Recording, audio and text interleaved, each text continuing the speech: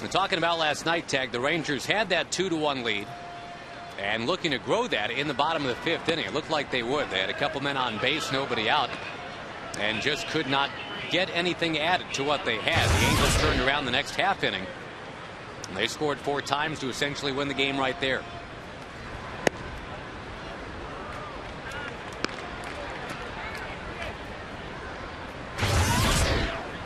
A frustrating exercise to be sure, but kind of representative of how it's gone over the last couple of weeks. Rangers have lost 8 of 11, and these Angels are not slowing down. They have won 13 out of 16. Interesting stat on Figgins: the highest on base percentage in the major leagues for any leadoff hitter. Andrews will coax it and fire to get him. Very important to keep him off base. He's got 23 steals. Now you can pick pretty much any Angel, and you can say they've been hotter this month than in any other. Figgins is no exception. Same for the next guy, Bobby Abreu. And again, not to kill the point, but for the Rangers, it's exactly the opposite. Guys that were tearing the cover off the ball in April and May have kind of fallen down a bit in June. Well, you can tell it's a sign of a solid lineup when the lowest batting average in the lineup is 276. They really don't have anyone cold. They've got middle of the order guys that can pound the ball. Hunter, Guerrero, Abreu, even though he's batting second. They've got on base percentage guys at the top of the order, Figgins and Abreu. And their bottom of the order guys is Turris, Napoli, and Ibar. 286, 296, 276. Napoli's got some power. So 1 through 9, it's tough to get through this lineup.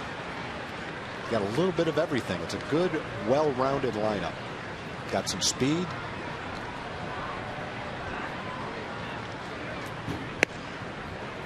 Starting to get some pop going now too. The Angels had only 20 homers in April, only 20 in May, 33 here in June.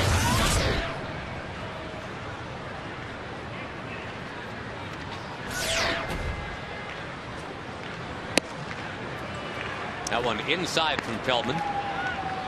We talked about Bobby Abreu yesterday as a guy who takes so many pitches. Only Luis Castillo of the Mets takes a higher percentage of pitches offered to him. Past Feldman, there's Andrews again. Got him again.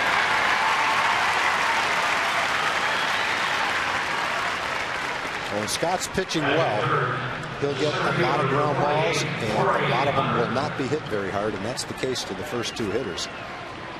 2 soft ground balls to shortstop.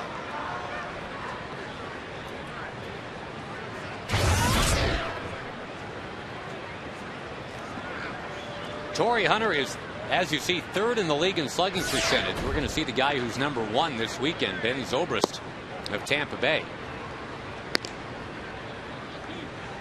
Last year, Torrey Hunter was not top 30 in slugging percentage. This is kind of what the Angels expected in 08. They're getting from him here in 09. Not that 08 was bad. It's just this is better.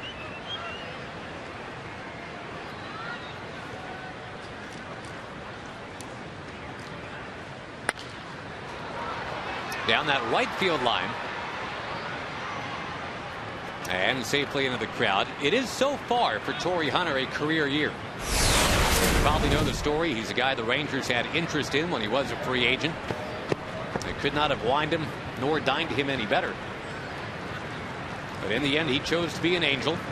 Still lives here in the Metroplex. His whole family at the game tonight.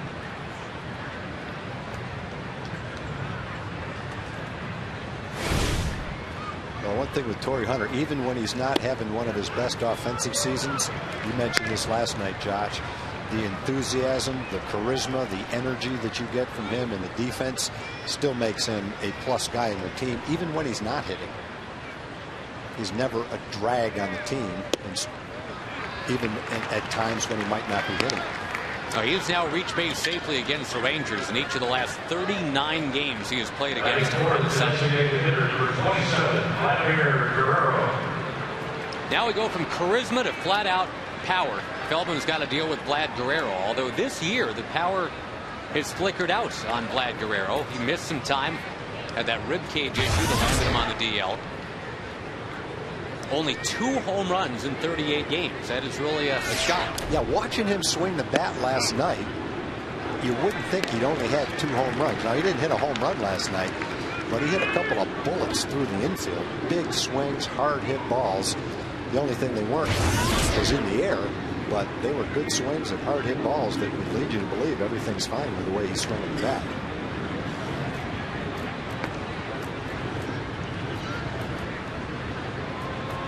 8 extra base hits this year. That's it. He's got 32 singles. And that is something we just never thought we'd say about Vlad Guerrero. He's always been a doubles and home runs guy.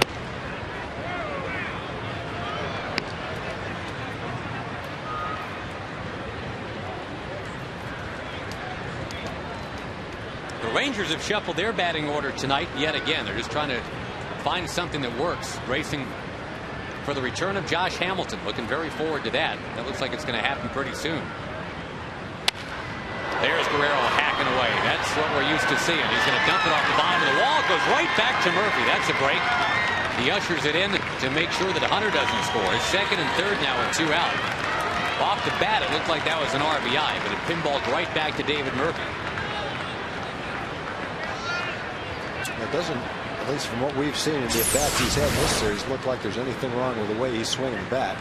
That's a good pitch right there. You can see pitch number 3. It's about 8 inches inside. It's got good velocity. It's tailing in. That pitch jams the hitter. I bet 90% of the time the hitter hits the ball off the handle. Hitter other than Vladimir. But he's still got the good part of the bat on the ball. Most of the good part of the bat. Hit a rope on a pitch that, if you watched before the game where you wanted to throw the pitch in the pitcher's meeting and said that's where you're going to throw the fastball to him, you'd say, okay, good. That's where you have to keep it, way inside, and he still hit it. Juan Rivera had a big home run last night. This is kind of how Feldman began against the Diamondbacks his last start. He was falling behind a lot of hitters. That turned around fairly quickly. By the 3rd inning, he was getting ahead.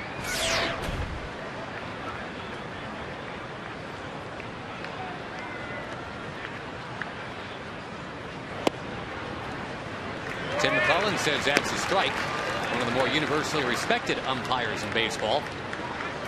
Also the guy with the slowest strike call. So you got to kind of hang in there and wait for Mr. McClellan. But most times it's worth it. He gets it right. He'd rather be safe than sorry.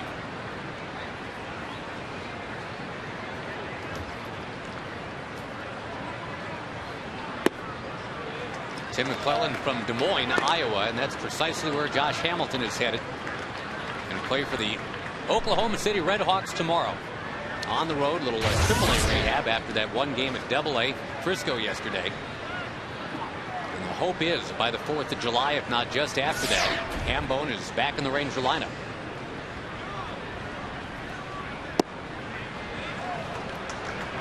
A lot of 3-1 counts here for Feldman in this 1st inning.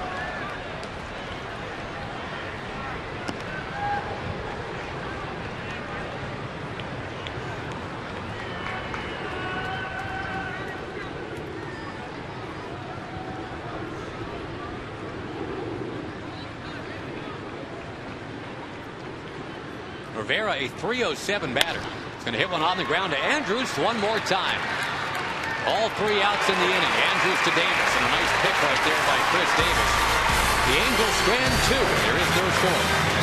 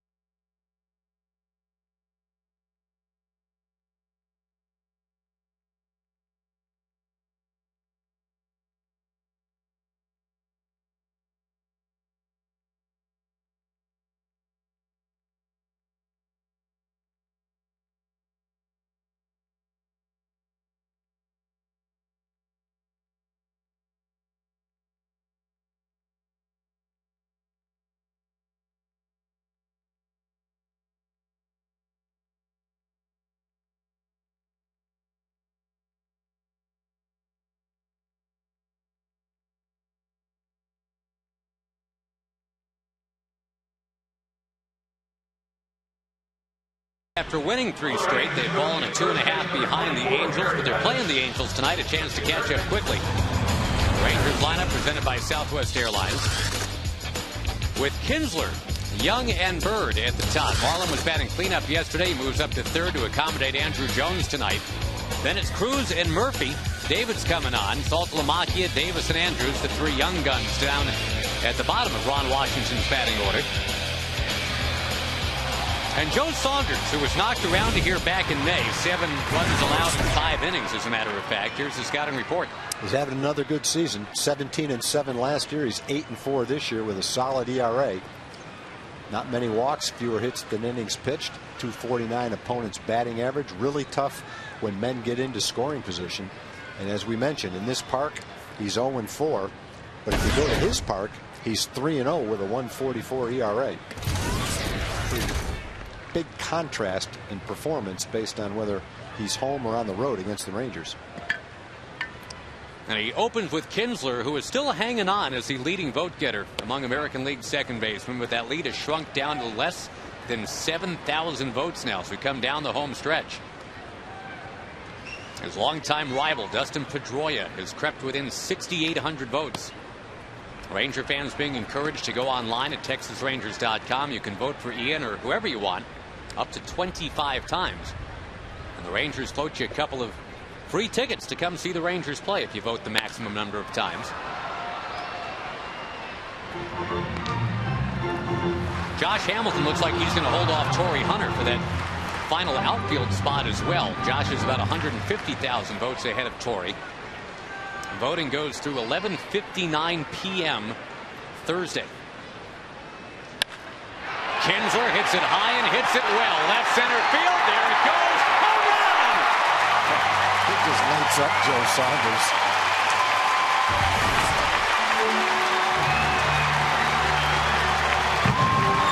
The Rangers knowing they need to make a statement here at the end of June. And the very first swing they take tonight, it's a home run.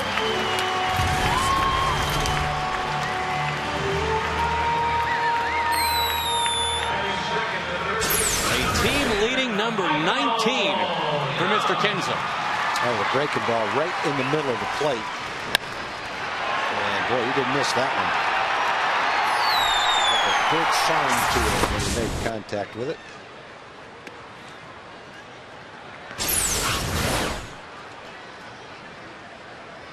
Drops it right over the Geico sign.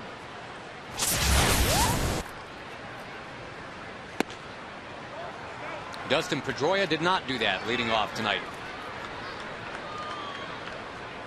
That wakes up the Ranger bench a little bit too. See if Michael Young can keep on going now. Michael's got 10 home runs. He's also got 24 doubles, which is second in the lead. Or league, I should say. He is tied for second with the guy on deck, Marlon Byrd.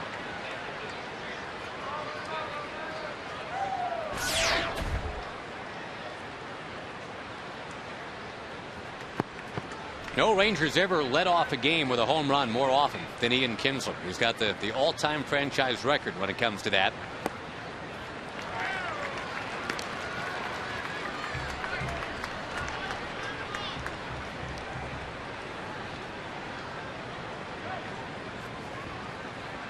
Saunders in with the 3-1 to Young.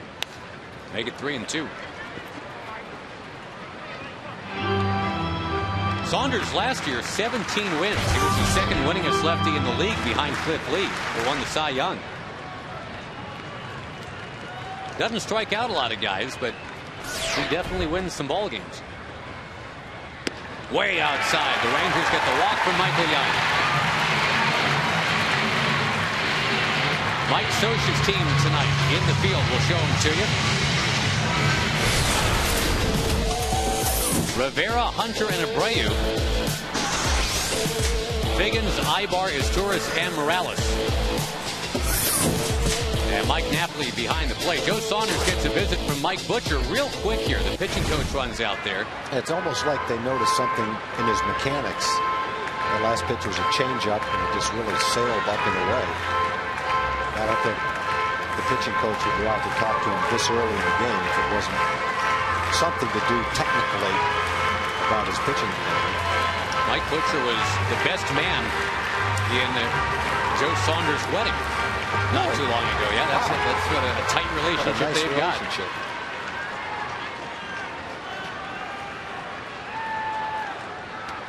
Joe Saunders drafted by the Angels instead of Scott Kazmir. They were worried that Kazmir would want too much money to sign. They figured Joe Saunders is almost as good. We'll go get him instead. Rangers will see Kazmir, by the way, with Tampa Bay this weekend. He's going to pitch against him on Friday. And Kazmir, so far, might have been a little flashier at times, but as far as steady, can't argue with the performance that the Angels have gotten from Joe Saunders. They knew they wanted to draft a lefty out of college, high up. And actually, Kazmir was coming out of high school, but Kazmir's had a couple of injuries. Saunders, for the most part, has been healthy. Saunders normally pretty good at holding runners. Michael Young, a fairly safe lead off first.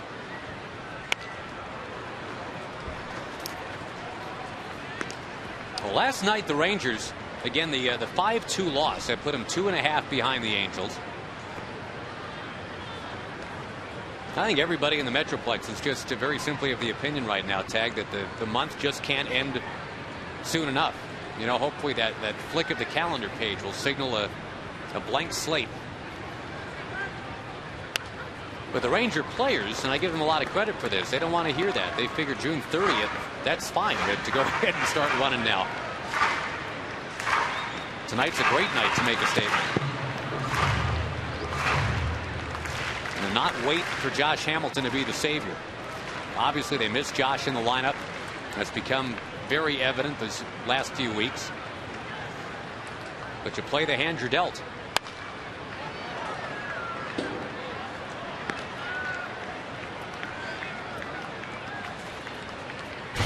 The Rangers' on base percentage this month has been .282.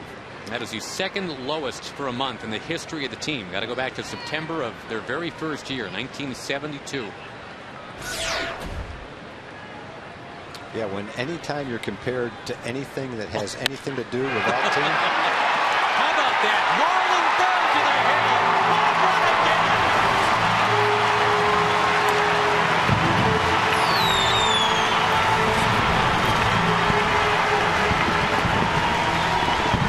I just think these guys are tired of hearing about it, that they can't hit anymore.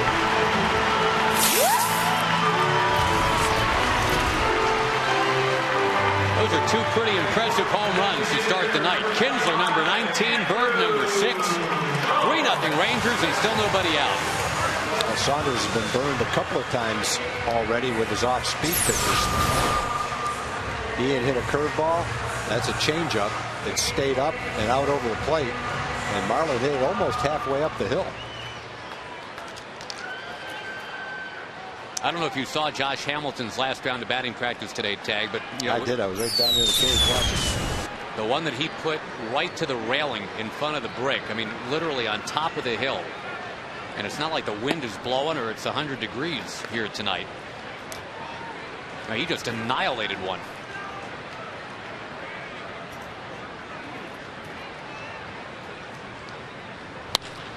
Andrew Jones is going to skip one by a diving Meiser as tourist. Still nobody out here in the first inning. A bad start thus far for Saunders, kind of picking up right where he left off every time he's pitching this ballpark. You mentioned he's 0-4 here with an ERA over 10. And so far in this game, he's given up a walk and 3 ropes, 2 home runs, and a bullet. It was so hot to handle. I don't know if Ibar even touched that ball. Got by him so quickly. A good start for the Ranger bats. The last pitch that Saunders threw here back in May, he gave up a home run to Ian Kinsler. Then the first swing that was taken against him tonight, home run by Ian Kinsler. So, I mean, literally right where he left off. Did Ian lead off that game with a home run, too? Not that one. Not that game? But he did have a 2 home run game that night. 2 home runs. Actually, you know, his last 4 trips to the plate now against Saunders, 3 homers and a walk. Wow. But you might recall the next day, when Kinsler stepped to the plate for the first time. That's when John Lackey threw behind him and got ejected 2 pitches into that afternoon.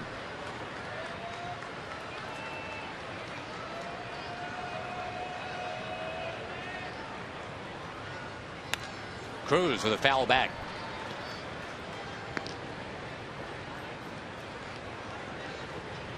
Now, Saunders actually made it through 5 1/3 in that game, but the Rangers had scored twice on him in the first, 4 times in the third.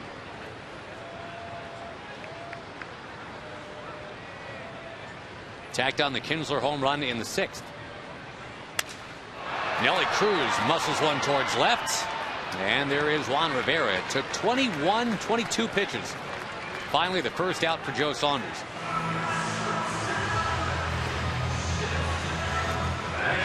Number 7, David Murphy.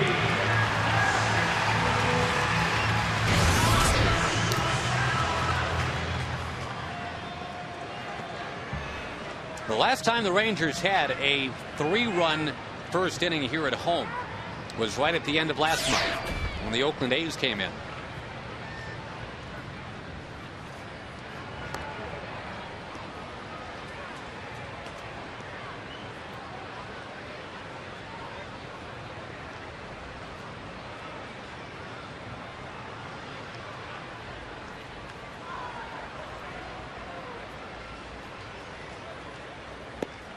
One of the more comfortable nights for baseball in a while tonight, Tag.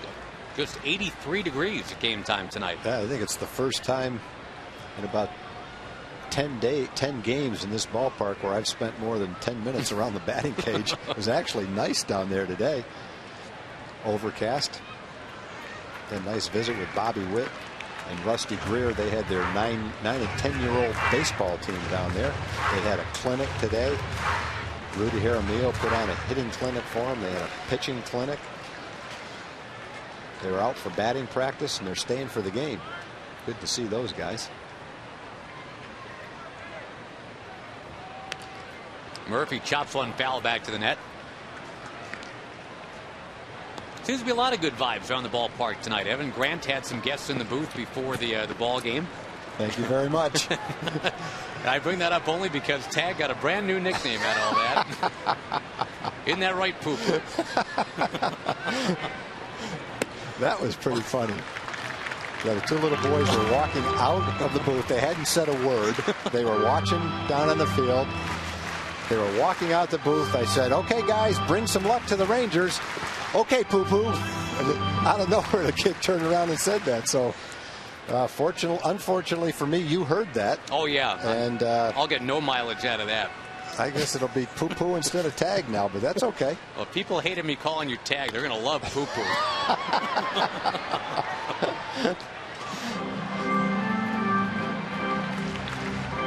3-2, the count to Murphy.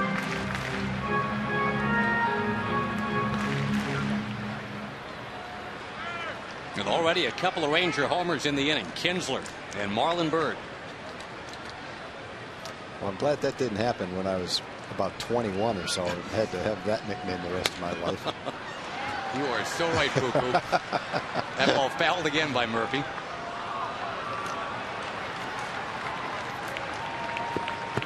The Rangers yesterday, only their 4th loss all year against a team from within the division. They're now 13-4 against the AL West. That is part of the reason they are where they are.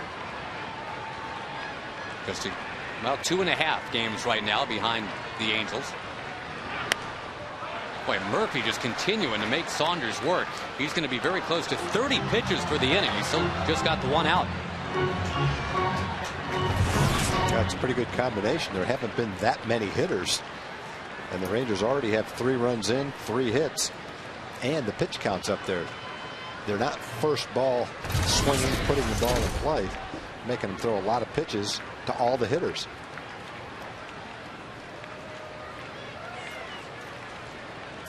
Murphy's going to see an 8th pitch of this at bat. And still just the 1 out here.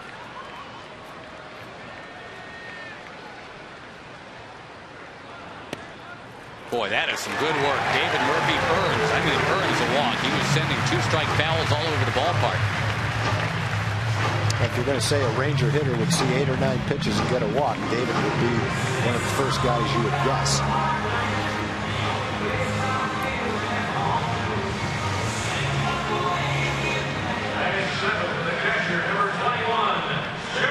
Now Saunders, you have to figure there's a little bit in his head right now, a little bit of nasty psychology. He knows that he is not one in this ballpark.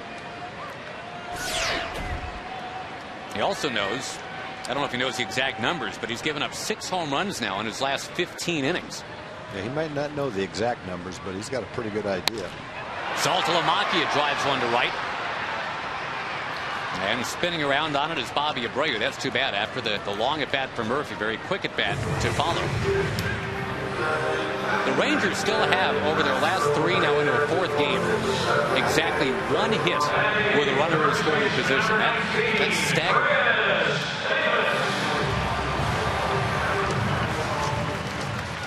Of course, they haven't had that many opportunities either.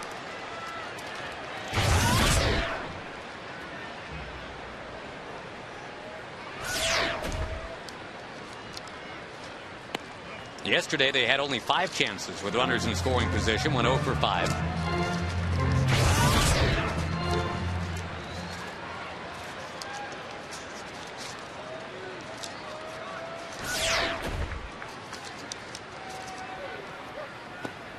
Davis trying to check his swing, and on appeal, yeah, he checked his swing. Ted Barrett, who had the plate last night, the third base umpire tonight. You know, on the season, the Rangers are hitting .255 as a team and .259 with runners in scoring position. So for the season, they're actually hitting higher with men in scoring position than they are altogether. That kind of accents the stretch that they're in. The surprise is that first number you gave, that they're in the mid 250s for a batting average for the season. And again, it's just very stark here in the month of June. They've got the worst batting average, worst on base percentage in all of baseball. Not in the first inning, though, tonight. Saunders will need a 3-dozenth pitch to navigate through it here in the first inning.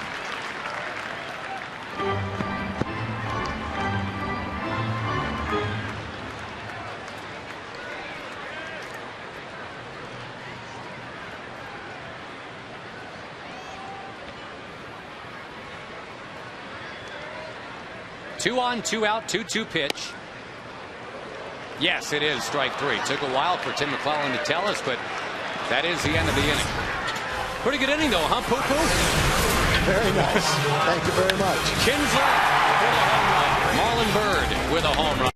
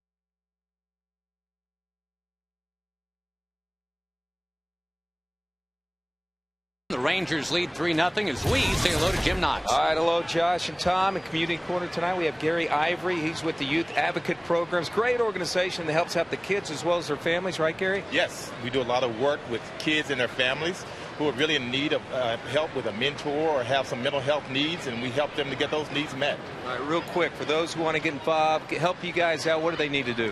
They can call 817-446-9384. All right, appreciate the time. Enjoy the game. Nice meeting you. Appreciate it. Thank you, Josh. Thank you, Jim. It's the Rangers with Scott Feldman on the mound tonight. He's facing Kendry Morales in the top of the second. Morales is the guy they handed the first base job to when they couldn't resign Mark Teixeira. Those are not bad numbers. Kind of the junior varsity version of what Mark Teixeira would be doing right about now. I don't know that the Angels expected Morales to approach those kind of numbers, but I know if you talk to the Angel people, they were pretty excited about giving Morales the chance to play every day. He may grow into being the Mark Teixeira type player, but if you lose a guy like Tex and you've got a guy like Morales to fill in and take that spot, you feel pretty good about it. He's a good hitter, good ball player. Career .332 hitter in the minors. Really nothing left for him to prove down there anyway. No, he just needs to keep going out there. Chances are what he's doing now will kind of be the baseline for what he's able to do in his career. He should get better.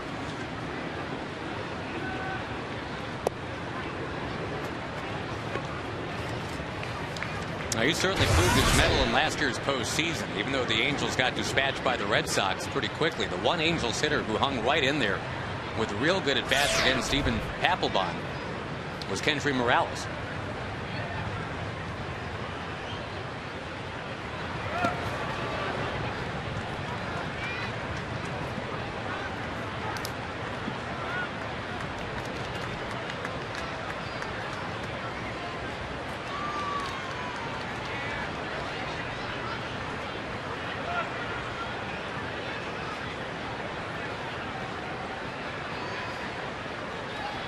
Feldman on 3-2. Gets a ground ball, but that's in right field. Second Angels hit tonight.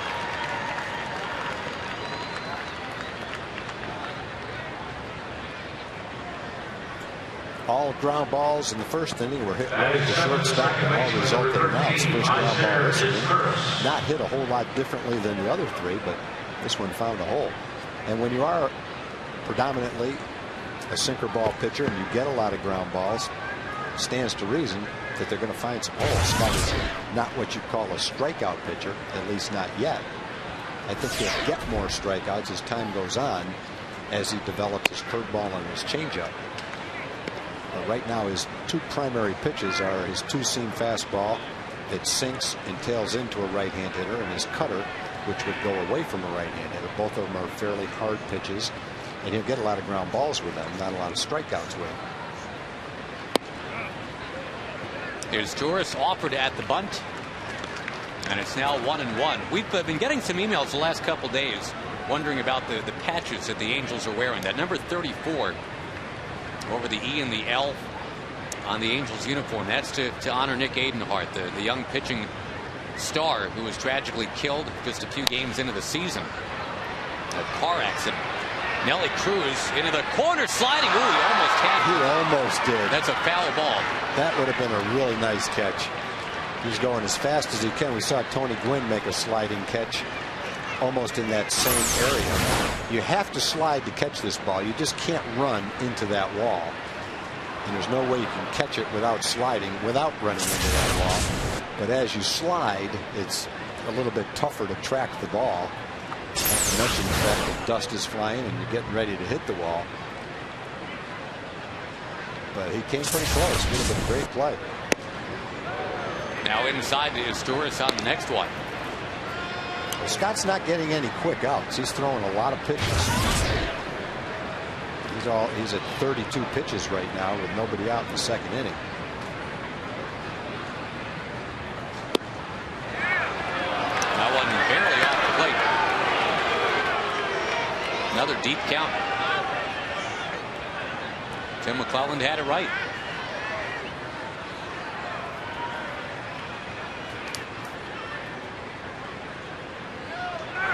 with the runner going. It is into right field. Nobody goes first to third like the Angels do. And they have done it right here. Runners at the corners, nobody out. Maiceres Torres has become the everyday second baseman. They sent Howie Kendrick down. They're actually 13-3 since Howie Kendrick has left the team. Mike Maddox out to talk to Feldman. Feldman's allowed 4 of the last 5 Angels to reach base.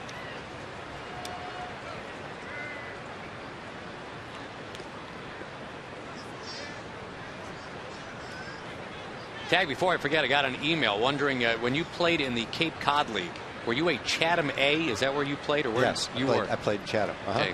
They're getting fogged out tonight, apparently. So no, I played in a game in Harwich, I think, that got fogged out about the 3rd inning. The reason I remember that is I had a home run and a double in the game, and it didn't count.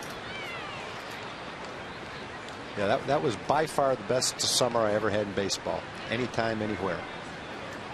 Where should they go since they can't go to a game tonight, just in case they're watching? Well, you know, I just turned 18 when I was on the Cape, so I can't give them anything other than Thompson's Clam Bar right outside of Chatham if you want a good meal. Pass that along.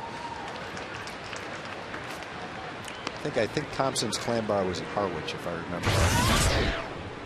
It's a great place to play summer baseball. And for any college kids that have the opportunity, if you've got several opportunities, pick the Cape. They made a movie about a summer in the Cape playing ball. The Freddie Prinze Jr. vehicle.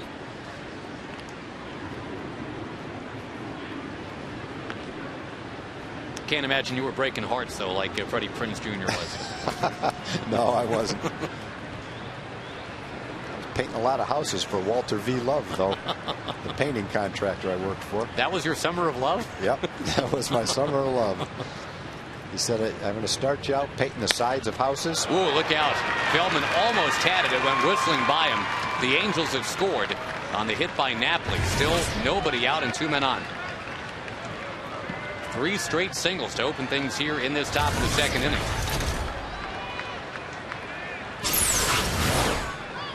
This one almost knocked the paint right off of Scott Feldman's cap. Well, it would have been a great play if he was able to catch it. You just don't have much time to react. And fortunately, it wasn't a foot to the left.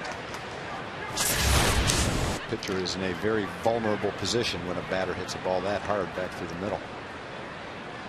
Bunt situation right here.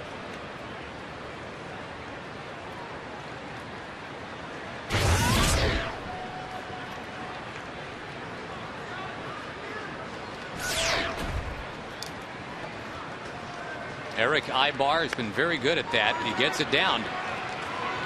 Michael Young wings it to first. Boy, almost a little bit of dodgeball right there. Almost got him right in the helmet going by. They normally do trust Ibar to get a bunt down pretty much any time. Unfortunately for the Angels, they asked him to get down a suicide squeeze in the playoffs last year. And now what's going on here?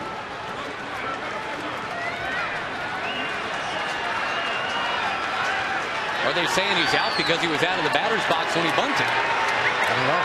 And that means the runners would have to go back to first and second. That must be the call. Because the runners have indeed to move back to first and second. They're telling Ibar that he's out for making contact with the ball outside of the batter's box.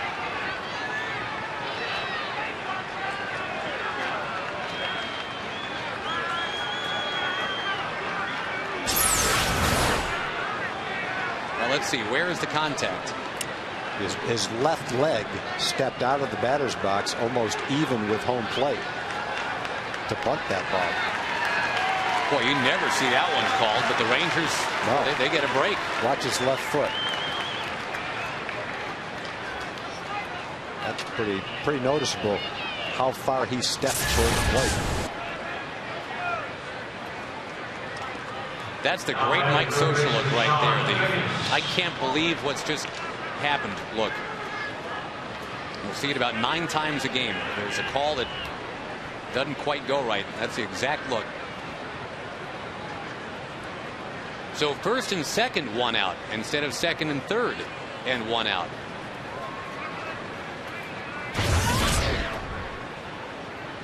Catcher gets credit for the putout on that, by the way.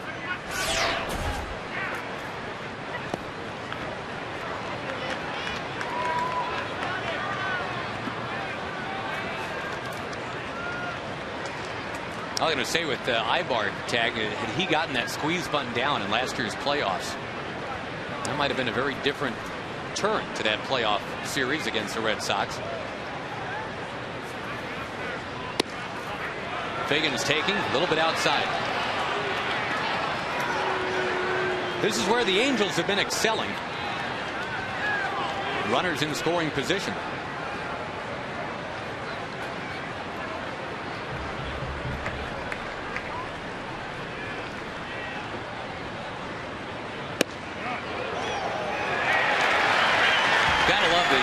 Belated strike call from Tim McClellan. You just wait for it, wait for it, wait for it. And the fans, I think, get into it too because they get in that rhythm with Tim. I think what happens is you're disappointed. Oh man, he didn't call it, and then all of a sudden here comes the call, and you get excited. A good curveball. Yep, great drop on that. 2-2 the count. And as Scott continues to develop, and remember he hasn't been a starting pitcher very long. What's going to aid the development is the way that his curveball and his changeup progress. Needs to have those two pitches to give the hitters something at a different speed other than his sinker and his cutter. And you can see he's got the makings of a real good curveball. Just becoming consistent. There it is. That pitch could be a strikeout pitch. The other pitches are contact pitches that lead to ground balls, hopefully. But the good curveball that he threw down and out of the strike zone, that could be a strikeout pitch.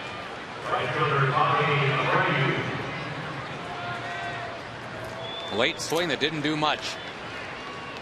Figgins now 1 for 18 on the Angels road trip.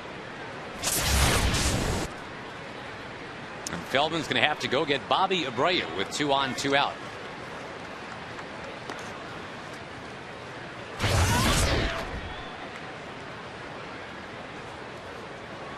One of the most underappreciated players in baseball, maybe. Abreu.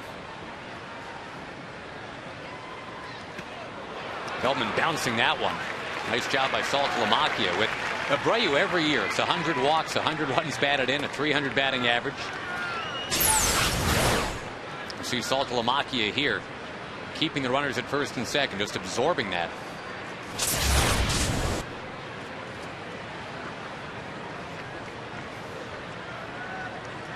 Abreu essentially replacing Garrett Anderson, who, if he never plays another game against the Rangers, Garrett Anderson still has the most runs batted in against the Rangers ever. 158. More than George Brett, who had 155.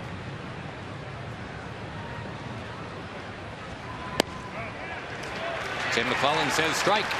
It's 1-1.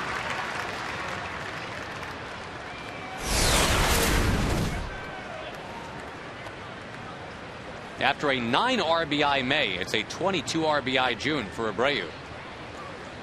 He's stealing bases too.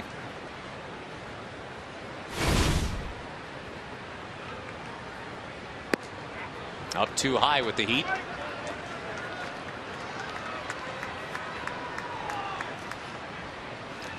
Definitely a different look to their lineup. They have Abreu in right. And of course, last year it was Vlad Guerrero in and out of right field. They had Terry Evans and Reggie Willits and Juan Rivera, little Gary Matthews Jr. They just kind of plopped Abreu into right and left him there. Another nice stop by Salty. That's a beautiful one right there.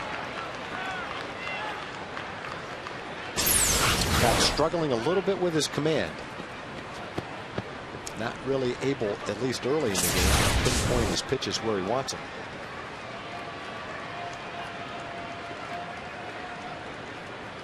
We've seen 81 pitches in this game and only 8 outs. Abreu checks and takes a strike, and now another full count for Feldman.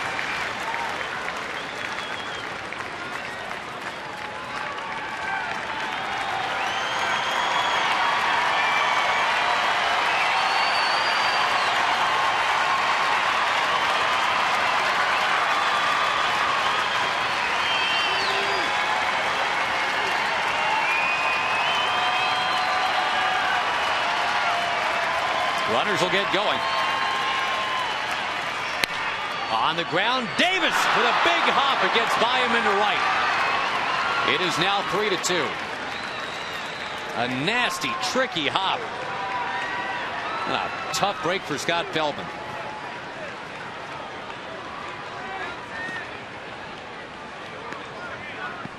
$23 runs batted in now this month for Abreu, who for the season becomes a 300 hitter on the button.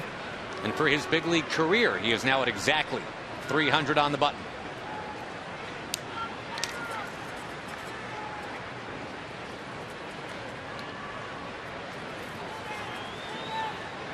And Abreu is a threat to run now that he's at first.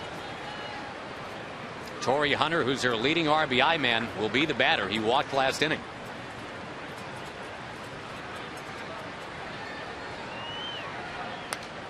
Big rip and a foul.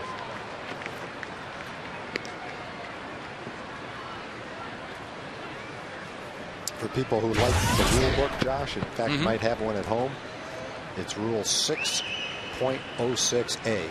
A batter is out for illegal action when he hits a ball with one or both feet on the ground entirely outside the batter's box. And our replay clearly showed that. When Eric Ibar was trying to bunt.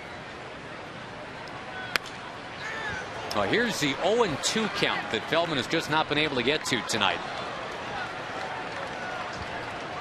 This is going to be Scott's 50th pitch, if he gets him, to end the second inning.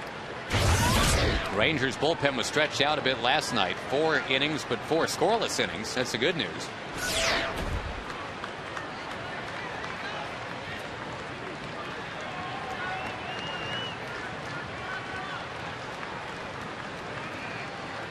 Pretty good sized lead for Abreu off at first.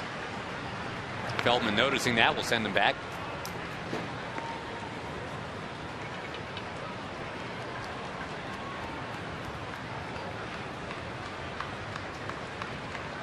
Abreu's right where the Rangers are, 85% for a success rate stealing bases.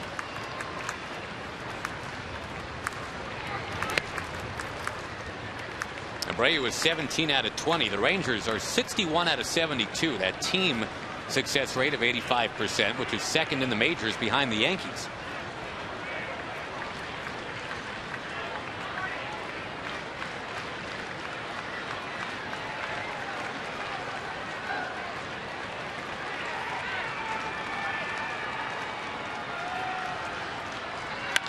Hunter tags it into left center field.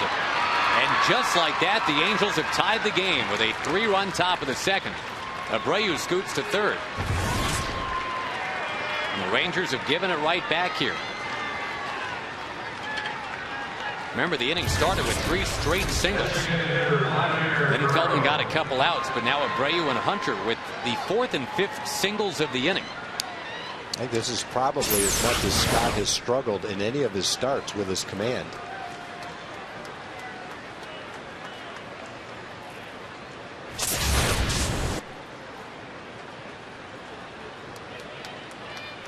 When the Angels were winning that World Series in 2002, beat the San Francisco Giants, this is exactly the kind of inning they used all year. They would just single you to death.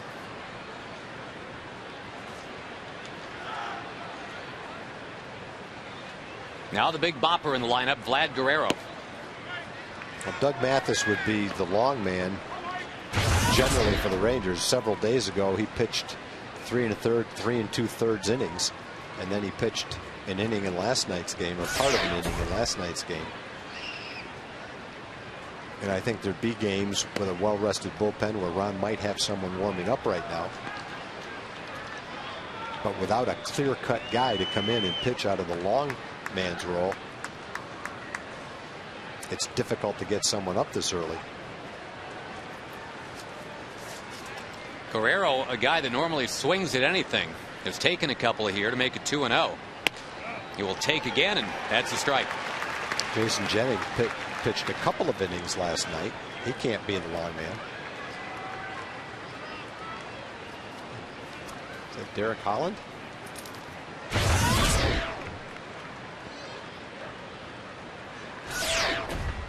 Rangers do have a lefty getting ready. That is the long man tonight, Derek Holland. Holland scheduled to start on Friday.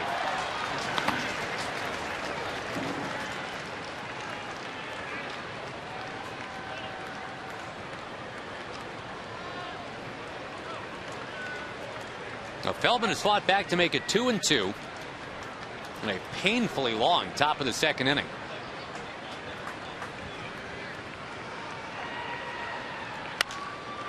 Popped him up. Elvis Andrus already has 3 assists in this game, and now the putout to get Feldman off the mound. But the Angels have tied it. We go to the bottom of the second, and it's 3-3.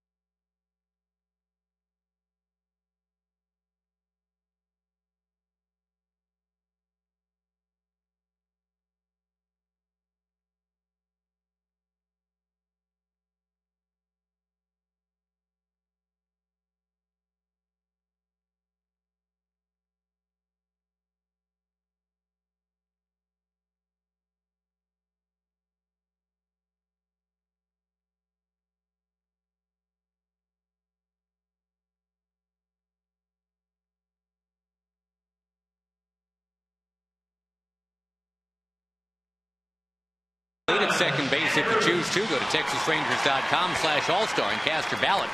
You get 2 free Ranger tickets when you vote the maximum of 25 times. The All-Star game in St. Louis this year. The Rangers and the Angels now tied 3-3. It has taken about an hour to play an inning and a half tonight. Both Scott Feldman and Joe Saunders being made to throw a lot of pitches. And up to the moment, all-star balloting, Bay, Hamilton, and Ichiro would be the outfield. Longoria, Jeter, Kinsler. Ooh, that one in on Andrus. It hit him. Well, the Rangers reload here. They get the number 9 man in the order on. And remember, Kinsler coming up now. His homered in his last 3 at-bats against Joe Saunders. Got Elvis right in the top. Oh, he just came back and had a long inning, got 3 runs. Saunders comes right back out, hits the first hitter he faced. But it's been a struggle for both pitchers with their command tonight.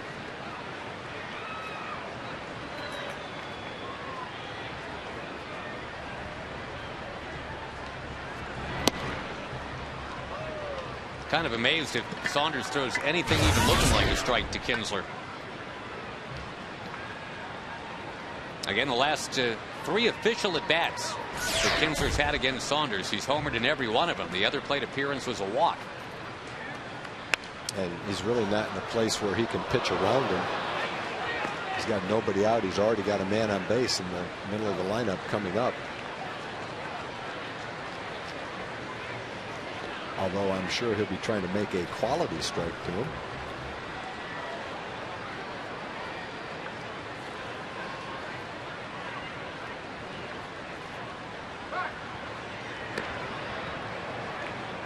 Well, the Rangers in the bottom of the first got the home run from Kinsler. Got a 2-run homer from Marlon Byrd after Michael Young walked. They had a chance for more damage after that. It was 2 on, 1 out. And Saltalamacchia flied out. Davis struck out. Runner goes. Kinsler takes, and the throw down there is going to be not in time. Elvis steals it.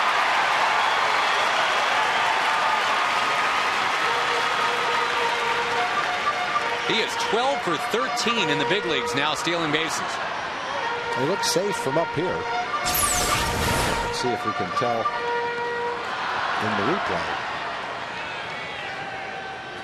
Looked like he got his foot in there before the tag. Yep. It was a nice quick tag, but I thought he got his foot in there.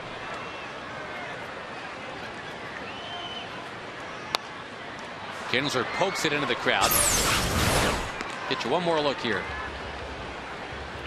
Yep, looks safe.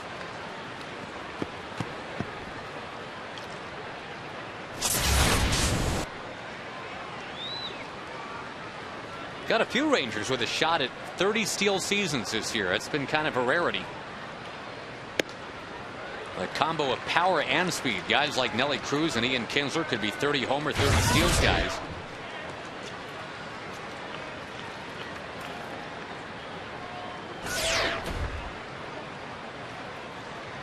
The Rangers haven't had a player steal more than 30 in a year since 1999. That was Tommy Goodwin.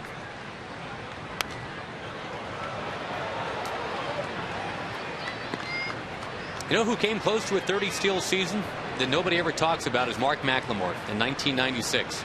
He had 27 of them. Rangers have had a couple of 50 steal seasons. Otis Nixon in 95. Davey Nelson the very first year, 1972.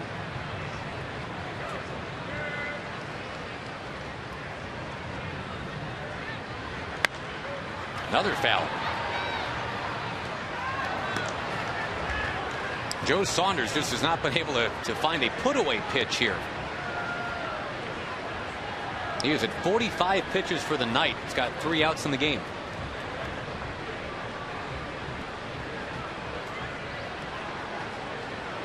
See a 10th pitch of this at bat coming up.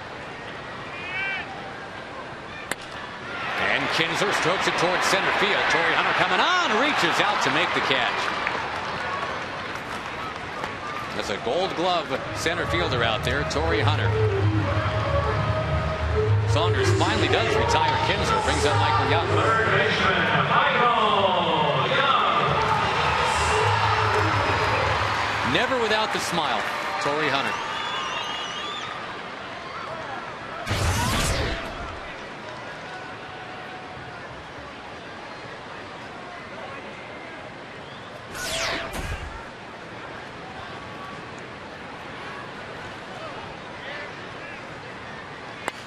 Young will send one foul into the crowd.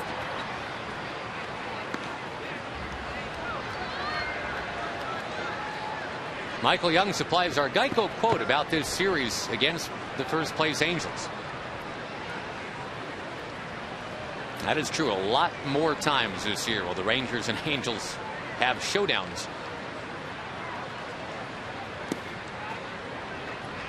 Hopefully it'll be a showdown the last week of the season. And the Rangers go out to LA for 4 games. Yeah, the Rangers right now are in a stretch where they play 6 out of 10 against the Angels, 3 here, 3 there. But you're right, Tag, right at the end of the season, over the last basically 2 weeks of 2009, you got 3 games here and 4 games there. Those should be the ones that are the actual showdowns.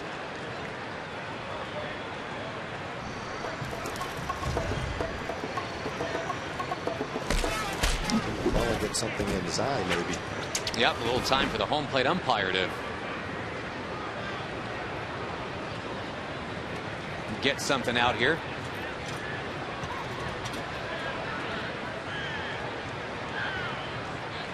You definitely want the home plate umpire to see well. Yeah, he's messing with a contact lens.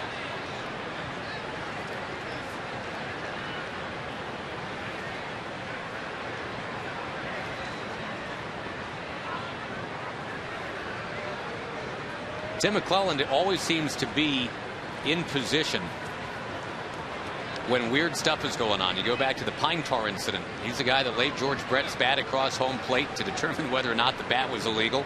He's saying he can't see out of his eye right now, I think. Well, that would be a problem.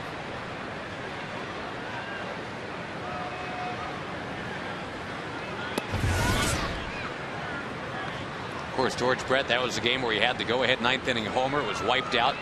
Yes, you can see. George went historically bananas after that call was leveled on him. Tim McClellan was also the home plate umpire for the Sammy Sosa corked bat game, too. Had to be the one to tell Sammy, hey, kind of found something here. I don't think Sammy needed to be told. Yeah, he knew he was busted. All right, now that the home plate umpire can see, here's the 1-1 pitch from Joe Saunders. Who was the batter that broke his bat and had those little silly balls in there? Was it Greg Nettles? Someone broke a bat and all the little rubber balls came bouncing out of the end of the bat. Maybe Billy Hatcher? I don't know. No matter who you say, I'm not going to be able to remember it. I just remember the incident.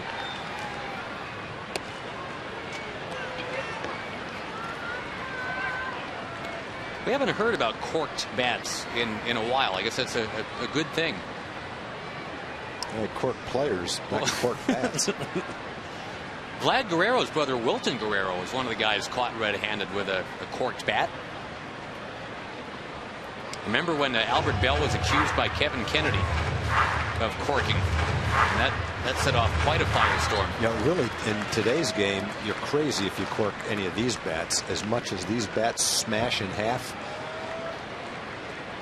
it'd be too easy to catch someone. No one seems to be. I say swung. Oh, Michael Young was told by Tim McClellan that's strike 3, and Michael's not going to like it. These are two very respected men in baseball, Michael Young and Tim McClellan. If anybody can ever have a man-to-man talk about something, it's probably those two guys, but Tim McClellan's got the final word on that one.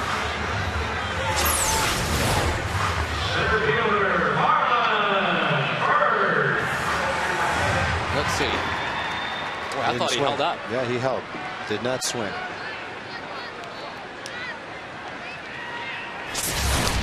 Many times they do, but that's one of the times where they didn't.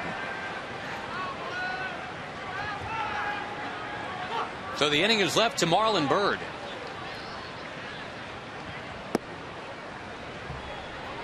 We have now seen 110 pitches in this game. We are not yet through the second inning. And if I was to tell you that, I think you'd figure the game was like 7-6. It's actually low scoring, all things considered, with that many pitches being thrown.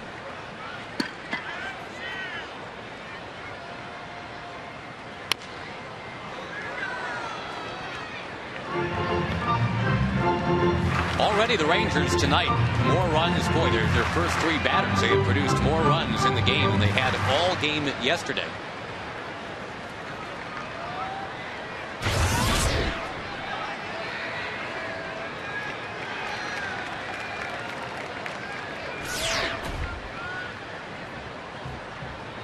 Marlon had a 3-hit night last night. He was tough on himself, though. The one at bat that did not produce a hit, that's the double play when the Rangers had the 2 men on in the 5th inning. Trying to get the ball to, or excuse me, get the lead at that point from 2-1 to something higher than that.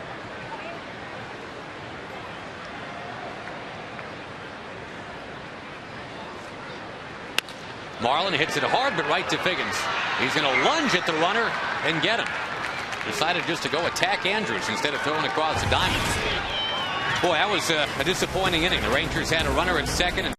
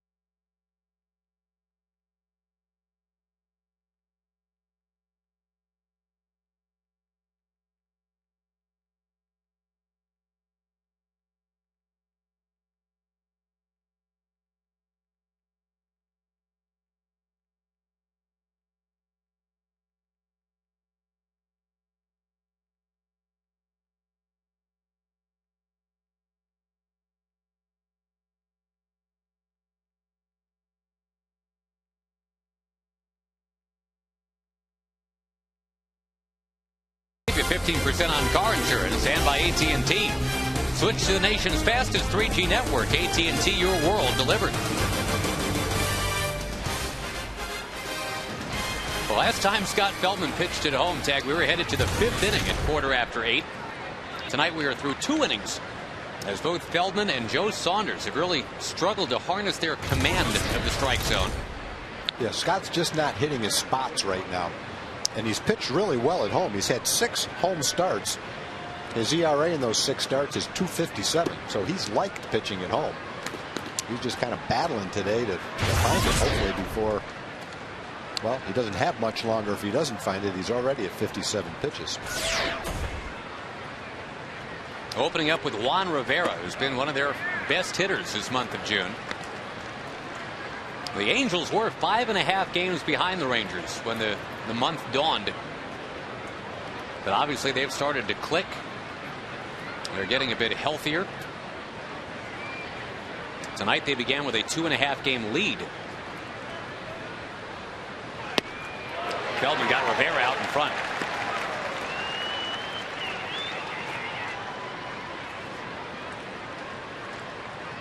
The Rangers muscled up for 3 runs in the bottom of the 1st inning before anybody was out. But then the Rangers kind of gave it right back as the Angels just put a batch of singles together in the top of the 2nd. They tied the game.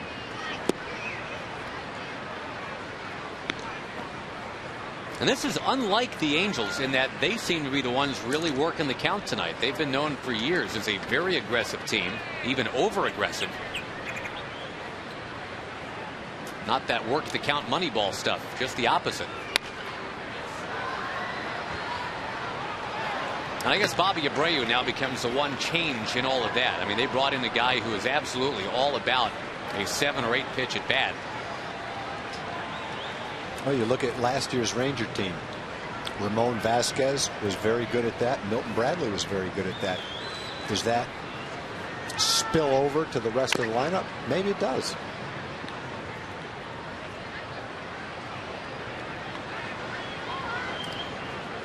Milton Bradley, of course, now with the Chicago Cubs, and that has not gone real well yet. There's been a little bit of controversy and not a lot of home runs yet. It sounds like Milton Bradley and Lou Piniella had a heart-to-heart talk and came away friends. Well, I mean, they've got a lot in common. They're both very fiery competitors. I mean, they both really want to win, that's for sure. Tag near third. Michael Young with a pickup. Davis has to get back to the bag. He got him. Nice job by Chris Davis feeling around with that foot to get back to where he started from. I have to think if Milton Bradley is healthy in the 2nd half and can take his turn in the outfield, he's going to have a big 2nd half. And the Cubs would certainly welcome that. The big thing is going to stay healthy. Right. Well, that was the issue here. I think the Rangers would have been more open to giving him the contract he was desiring had he proven he could stay healthy. Just look one more time at the Michael Young and Chris Davis play. Now, based on what the Rangers saw last year, he is worth that contract based on his performance. But there's no possible way you could have given him that contract based on his health history and how many games he missed. And that was with a DH.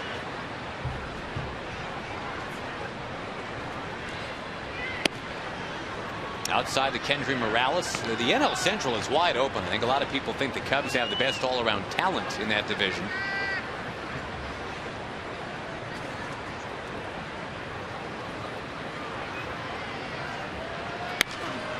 A little pop-up that Kinsler's going to chase. Calls for it, and he's got it. It's interesting that the 2 Chicago managers, that the latest Sports Illustrated poll, that they asked all the players, who's the manager you'd least like to play for? And it was the combustible guys. It was Lou Piniella, and it was Ozzie Guillen, the 2 guys in Chicago. But Ozzie Guillen was told about that today, and he said, hey, you know what? In sports, you got to be the bad boy. Remember Billy Martin? Billy Martin won. Says, that's fine with me. Oh, look out, that goes flying. Yeah, the difference is, I bet you if you took that poll, Billy Martin would have been the manager that everybody in the league wanted to play for. Billy wasn't a bad guy with players. Billy was the ultimate players manager.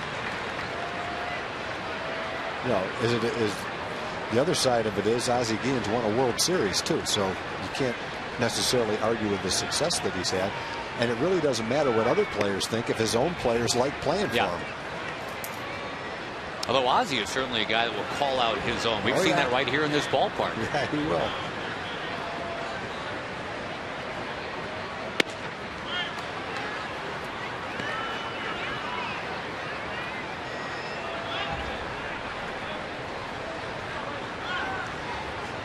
Feldman trying to finish off Meiser is Turris. The runs account to 3-1.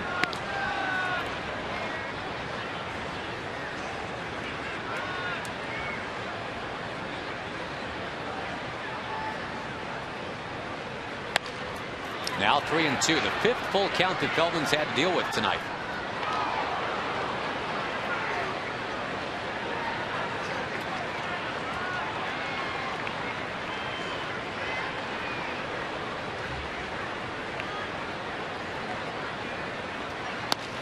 On the ground, Michael Young has got it. Perfect throw this time. And a 1-2-3. Very needed 1-2-3.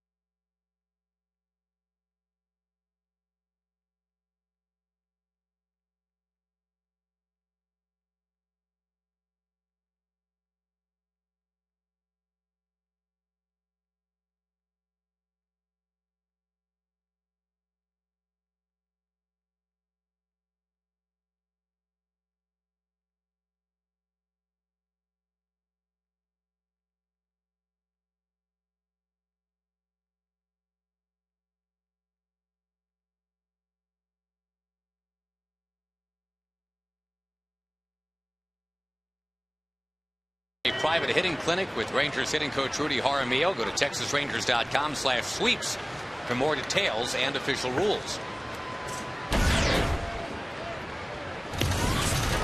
Underway in the bottom of the third, and it's up the middle of the Rangers order this time. Andrew Jones, Nelly Cruz, David Murphy in a 3-3 tie. The Angels have more hits, 6-3. They've got 5 singles and a double. The Rangers, 1 single and 2 homers.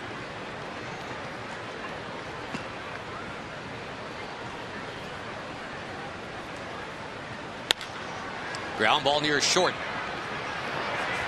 High throw. Andrew Jones is out on the tag. Andrew, one of the Rangers just trying to get restarted. He is 10 for his last 60 now. Nelly Cruz comes up. He's 11 for his last 74.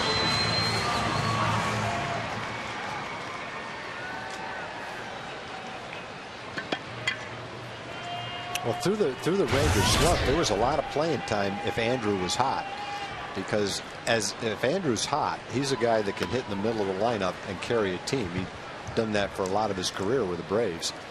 It looked like at the beginning of the year he was going to be that kind of a guy. He's just fallen on some hard times recently. Nelly Cruz gets into one, driving it to left. It is up and it is gone. Home run.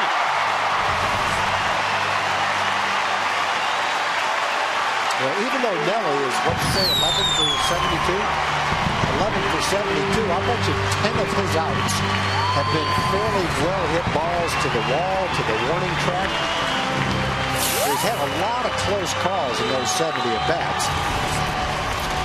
Nothing close about that one. That one was gone. Kinsler and Cruz keep going back and forth for the team lead in home runs. Kinsler hit number 19 tonight. Now Nelly Cruz has done the same thing. Now you can't give Nelly that pitch.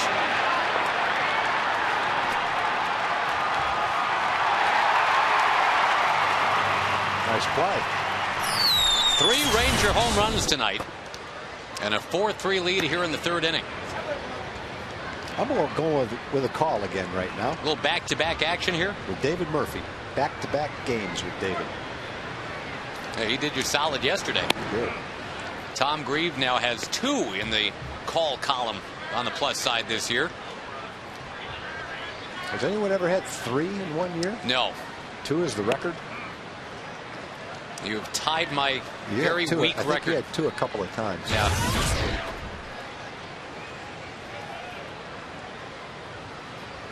I think your career record's a little higher. Well, than but I mean, I'm going for the season record. Though. I'm kind of like I'm sure how the players are too. I mean, I'm not so selfish as to root. I mean, as long as the Rangers hit a home run, it's all good. Yeah, so that's true. The more total calls, that's not like fine. The rivalry between Sammy Sosa and Mark McGwire, Mickey Mantle and Roger Maris. It's like the Kinsler and Cruz thing. You know, back and forth they go. They're tied for the team lead in home runs right now. That's great. But you, sir, can take a commanding lead of 3-1 this year if you hit with Murphy again.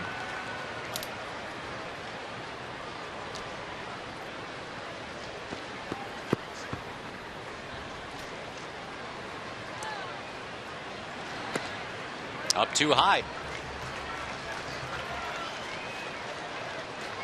Again, Josh Hamilton getting close to rejoining the team. He's heading off to Des Moines, Iowa to play some AAA baseball for a couple days. Make sure that stroke is where he needs it to be. Make sure he can run the bases all right.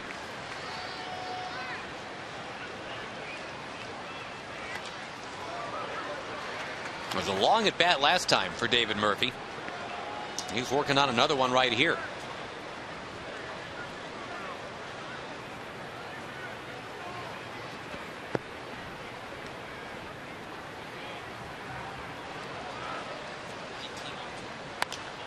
Murphy's going to see a 20th pitch tonight thrown just to him. This is a 3rd inning. It's 2 at bats. That's the Milton Bradley style at bat you were talking about earlier, right? Yeah, Milton saw a lot of pitches. He got a lot of walks, and his on-base percentage plus slugging percentage was in the top 5 all season long. Boy, 2 well-earned walks for David Murphy tonight. A couple of 10-pitch at bats. Brings up Saltalamacchia.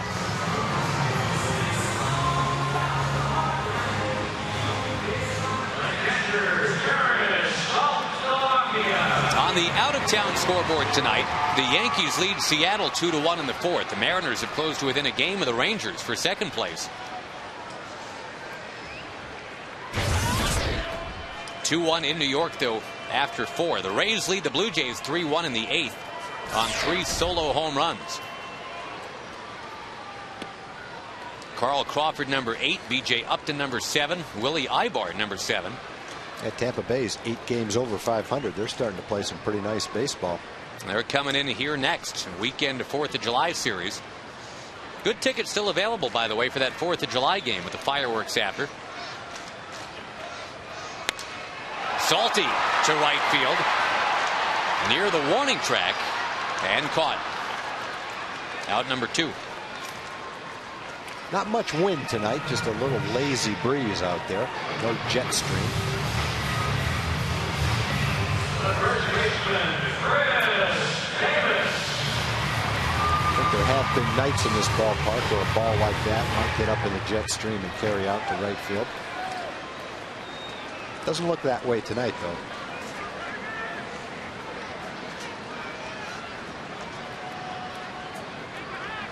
Now Chris Davis. taking that batting average from 191 to 205 the last few days.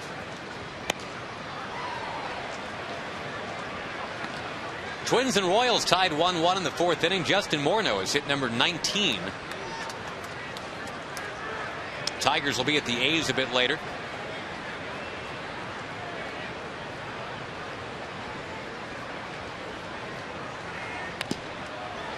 Now here's an interesting one, Tag. It's the Red Sox 9 and the Orioles 1 in a rain delay heading to the bottom of the 5th. In Baltimore? In Baltimore. So Baltimore needs to bat in the bottom of the 5th inning to make that game official. But now the game is being delayed because of rain. Huh. Yeah, it's no game if it doesn't get through the 5th. Right, and it's 9-1 Boston. White Sox leading in Cleveland by that same 9-1 score in the 5th inning.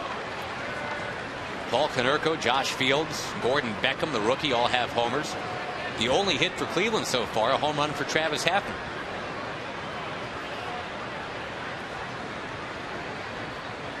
Uh-oh, they got Murphy picked off. Morales throwing down, and that'll do it.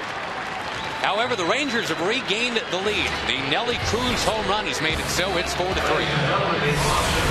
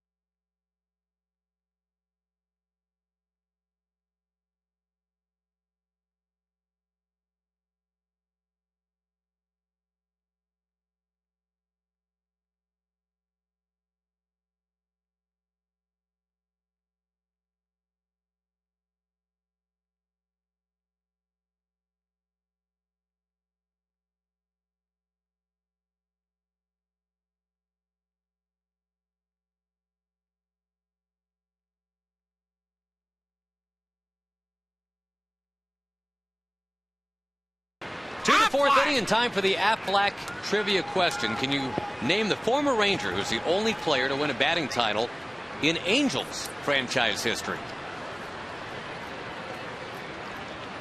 Answer coming up in the bottom of the 4th. The Rangers really feeling like they need a win here tonight. They've got a 4-3 lead, and it's been old-fashioned Ranger long ball tonight. Kinsler, Bird, and there's the latest, Nelly Cruz with the home runs. Well, Scott Feldman seemed to reclaim things last inning, a 1-2-3 third after he really labored through the 2nd inning. He gets to open up here against Mike Napoli, who is 7 for 10 lifetime against him. So if there really is a reestablishment of Scott Feldman being Scott Feldman, this is the right guy to kind of be the Aberdeen proving ground.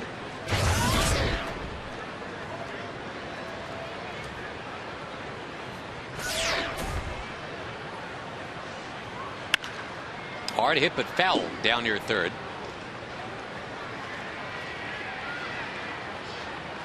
We were running through some scores last inning. National League, the Phillies lead the Braves 4-3. Former Ranger farmhand John Mayberry Jr., home run number 4 in the big leagues.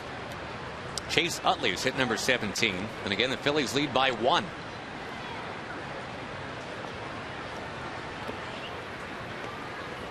Cubs got shut out by the Pirates today, 3-0. Ross Ohlendorf beating Ted Lilly. Both those guys now 7-6. A 3-0 Pittsburgh final.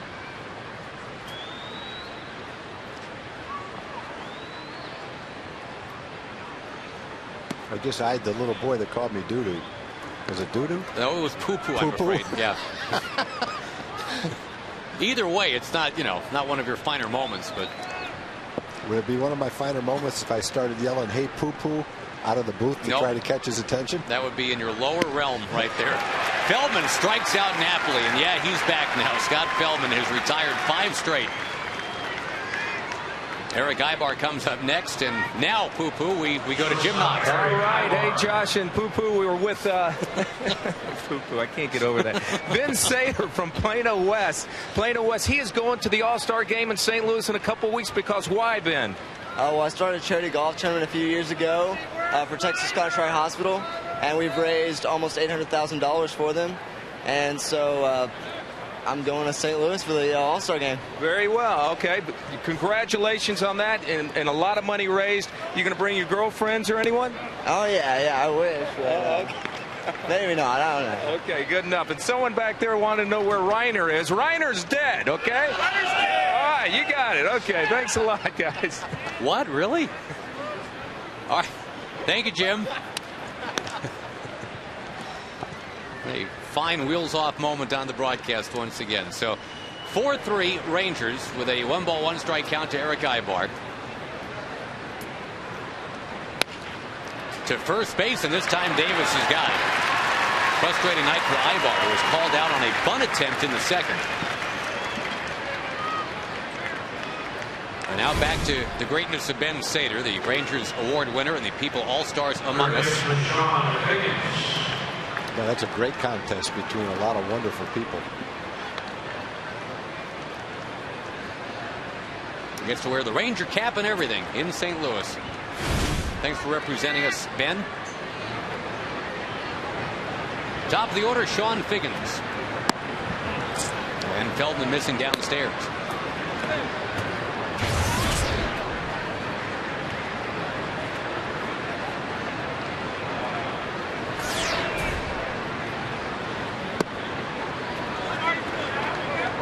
Rangers trying to increase their above 500 standing here to 6 games up.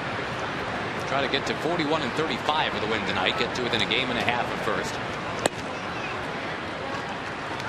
Again, you just can't discount Seattle now either. Nobody talks about Oakland, and everybody I think kind of understands that one. But well, Seattle has overachieved this year. Got to give them some credit. The Rangers will be playing 4 games in Seattle next week after they play 3 in Anaheim.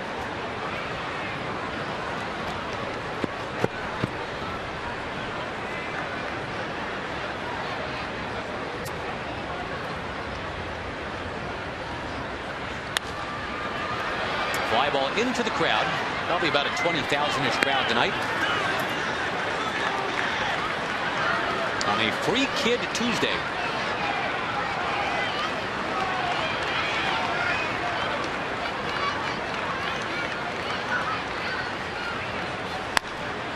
That ball swept foul. Finishing up our look at the scores, the Diamondbacks getting a strong pitching effort from Dan Herron tonight, and they got a home run from Dan Herron tonight.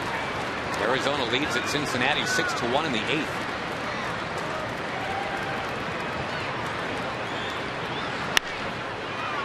Up in the air, Michael Young is going to chase it.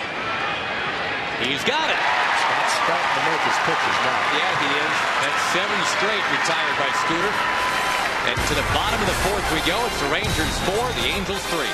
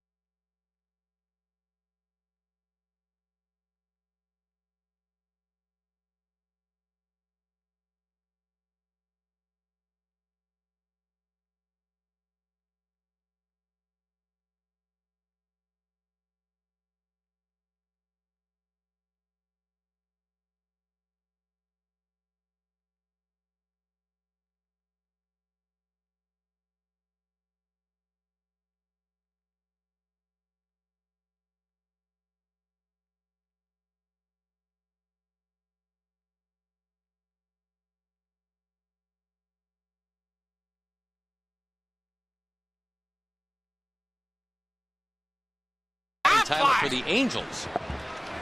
That would be Alex Johnson, AJ. And I'm sure Tom Grieve possibly has a story that can be told on air about Alex Johnson. Alex Johnson was a very misunderstood player. He was. If you played against him, you would think he's the meanest guy you've ever seen. In fact, a lot of his teammates might have thought that, but away from the ballpark, he was one of the most gentle, nice guys, loved kids. He was just one of those guys, he didn't like people to mess with him. If you just left him alone, you had no problems with Alex. His brother Ron Johnson was a big-time running back at the University of Michigan and in the NFL. They say Alex was a better football player than he was. Alex just chose baseball. There were a couple Rangers, same last name, no relation, that I think kind of gave off that gruff exterior. Cliff Johnson, I think, was a little bit like that too. Yeah, he was. But Big Cliff was a puppy dog, though. And you know, I never knew him, but I mean, you'd hear these stories about Art Howe once gave him the take sign from the coach's box on 3-0. And Cliff supposedly stepped out and shot Art a sign of his own. Yeah, but he was probably laughing when right, he did exactly. it. But I mean, that's what I'm saying. If you don't know him, you're thinking, oh, I can't believe that guy did that. Right, he was a big guy, and I could see how he's kind of an imposing-looking guy. But as far as what kind of a guy he was just a good-natured, fun guy.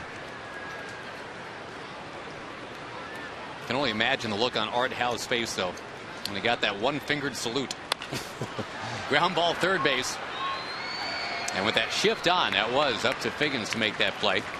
Cliff had when we signed Cliff to a free agent contract, we had to alter the guarantee language in the contract so that it didn't include the chance of your contract being negated for an injury while horseback riding. Because Cliff owned a ranch, did a lot of horseback riding, and if he had a mishap, he didn't want to lose his contract, so we agreed to do that. Urged him to be very careful.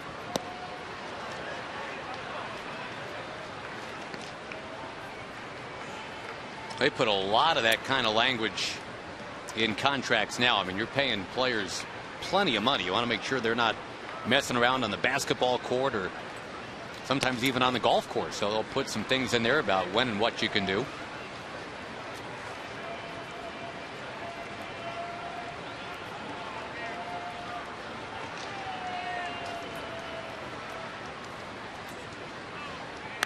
Elvis Andrus on 0-2, base hit right by the glove of Joe Saunders. So Elvis has now been on twice.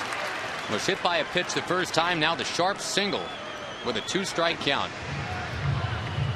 That's a happy Elvis Andrus right there. Talking about smiles, that's a pretty good smile right there.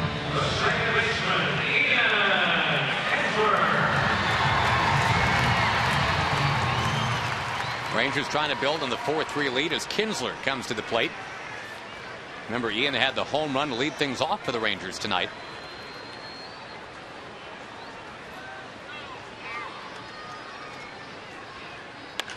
This time a chop ball to third. Figgins thought about going to second base, instead just guides it across the diamond. Michael Young will come to the plate. Now, is that the young fan that might be the little boy that nicknamed me Poo Poo? he has no idea. Look at that little guy. It's either, I can't remember if it was him or his brother. I think that was the little one. Yep, it's the one on the right. To him, you'll always be Poo Poo. I got a feeling he might have dropped that on a few other people too. As quickly as that's the first word he said the whole time he was up here. He was pretty confident about it too. He was. He didn't laugh. He didn't smile.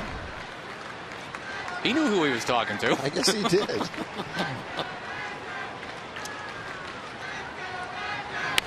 Michael Young grounds it up near third. Dave Anderson makes the play.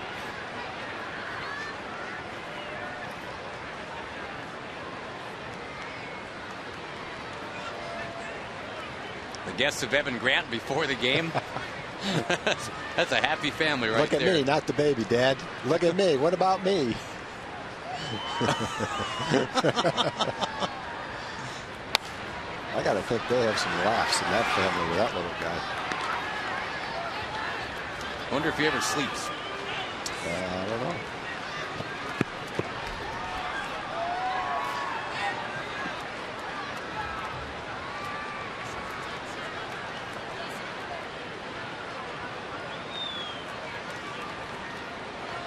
There have been some excitement on the bases tonight. Already a 4-3 game here in the 4th inning. Andrews breaking second and third. Got a great jump. He is safe at third base. His second steal tonight.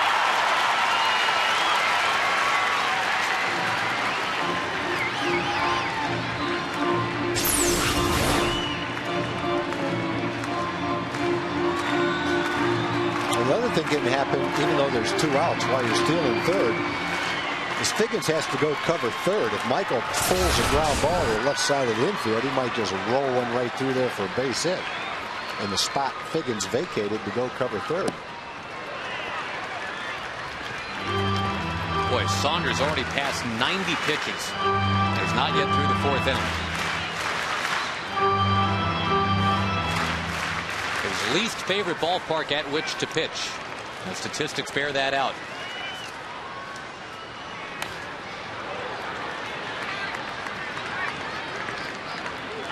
The Rangers, remember, swept the Angels here back in May.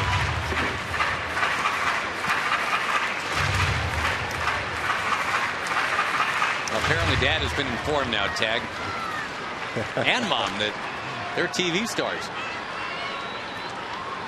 I'd love to walk by that little kid and go, "Hi, Poo-Poo."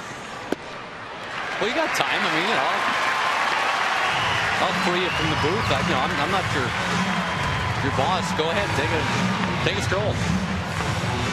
Take a microphone with you and record it and come on back. I'm afraid what he might say this time. Maybe that was just mild compared to what he normally says. Little do we know he's got a whole Chris Rock routine working. Marlon Byrd last night. That was number 5. Now tonight, he's provided number 6.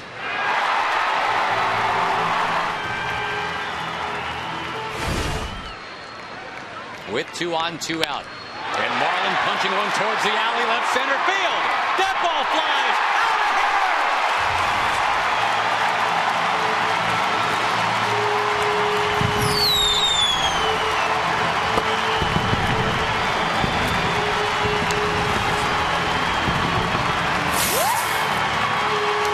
Hambone who? Marlon Byrd has been very expressive in that clubhouse, saying, guys, it's on us. We got to hit.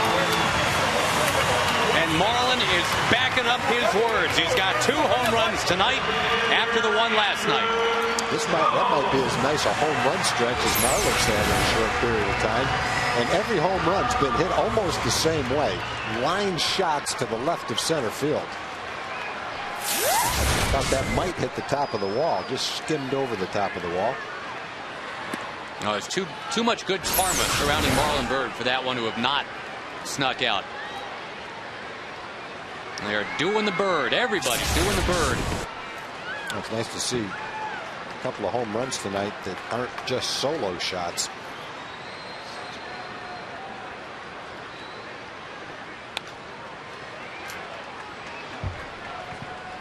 So a 7-3 Ranger lead. And all those nights of 0s and 1s and 2s in the runs column by the end of the game. Great to see a 7 up there. Rich Thompson getting ready in that bullpen. Andrew Jones yanks one foul. He got a shot at throwing 100 pitches in 4 innings. Very unusual for Saunders. Again, one of the better young pitchers in the league. Just has not had any success at all in this ballpark.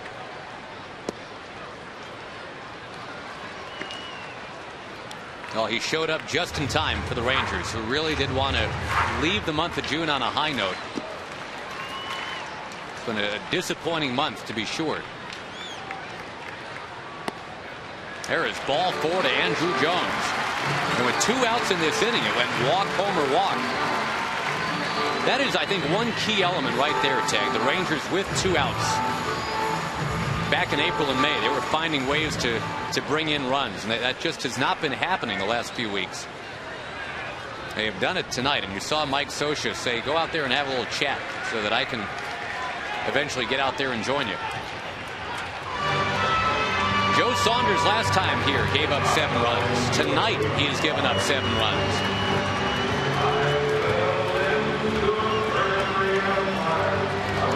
That's a frustrated Dombre leaving the mound right now. Marlon Byrd with a couple of home runs off him tonight. Nelly Cruz has hit one. Kinsler has hit one. In comes Thompson. As the Rangers are trying to run away from the Angels tonight. It is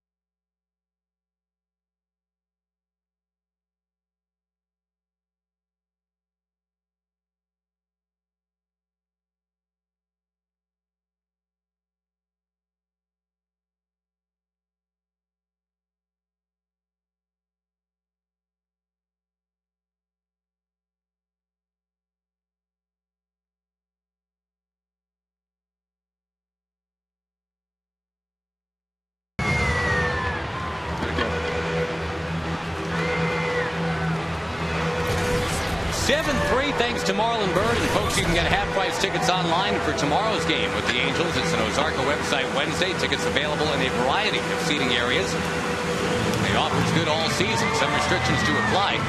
TexasRangers.com is where to go to get those Ranger tickets. A 7:05 game tomorrow. The Aces will square off. Kevin Millwood for Texas. Jared Weaver for L.A.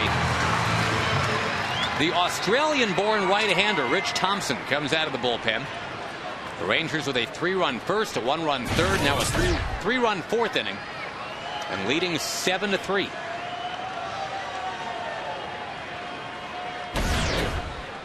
Right away, Andrew Jones is running. Got a great jump. That's a good scouting report right there, huh? Andrew just blazes on in. He used to be considered a heck of a base stealer in his Atlanta days. That's his 3rd this year as a Ranger. Well, that could be a good time to steal a base. A new pitcher concentrating on the hitter, not giving much thought to the runner. Andrew got a good jump, stole it easily. Andrew had seasons of 24 and 27 steals in Atlanta.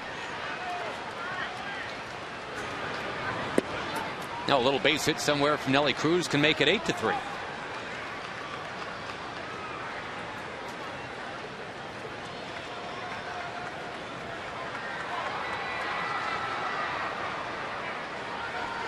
Thompson struck out 13 batters in 11 innings.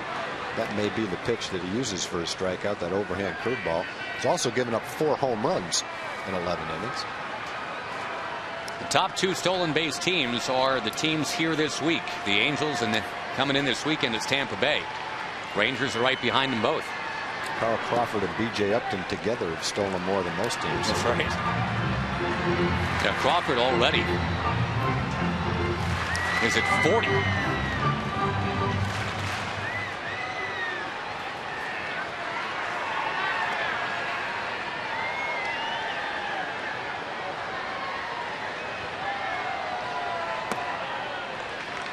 Well, the Rangers gaining a lot of full counts in this game tonight.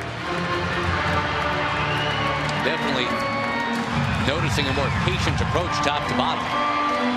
Only 1 at bat tonight has been a 1-pitch at bat. That was Saltalamacchia's fly out in the first. Nelly Cruz, there's that base hit. And there's where the stolen base helps out. Andrew Jones is in. It's 8-3. Great to see Nelly getting some hits. And I'd say swinging the bat, but he's been swinging the bat halfway decent. He just hasn't had much to show for it. Again, he's hit a lot of long fly balls that have been caught. Tonight he's got a home run that wasn't caught. Now a base hit to left field. Hit this curveball well. Drilled it into left field, and you're right. Andrew Walk stole second and scored a run.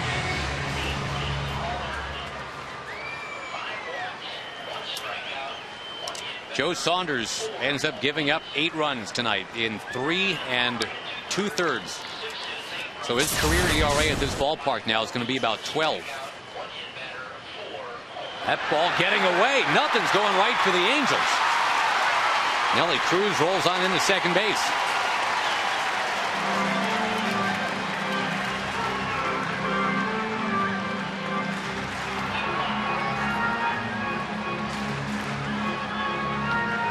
He probably flew over there.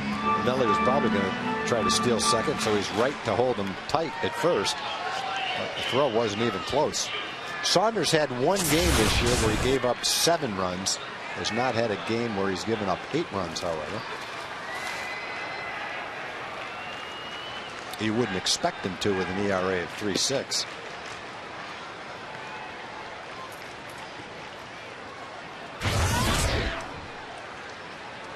Murphy, remember, saw 10 pitches his first time up, 10 more pitches his second time up.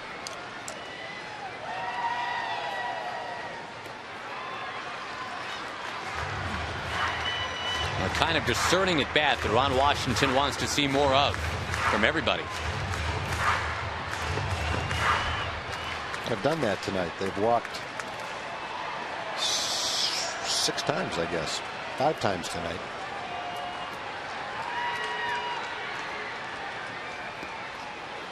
Michaels walked twice, and both times has scored a run. Andrew walked this inning and scored a run, so 3 of the walks have scored. I need to correct one thing I said earlier too, Ted. A couple of alert emailers pointed out there have been 2 at bats tonight. There were only 1 pitch because Marlon Byrd's last home run was a first pitch swing. Well, it's great that people are watching the games that closely. People are very alert. I appreciate it. Murphy bouncing ball first base. 4 pitch at bat that time. The Rangers have a 4-run inning. Marlon Byrd's second 2-run homer of the night has helped make it 8-3 Texas.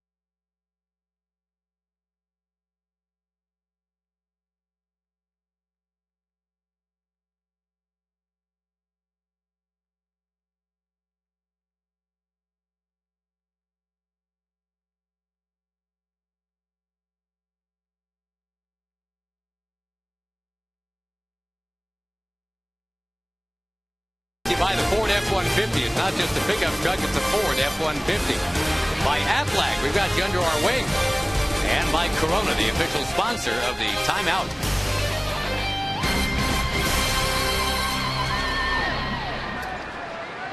The Rangers have scored the last 5 runs of this game tonight.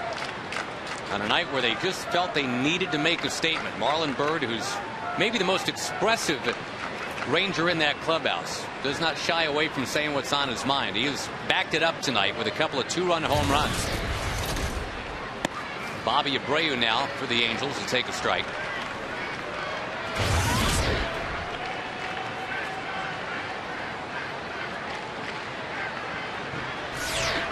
Actually, Marlin's second home run, a 3-run home run.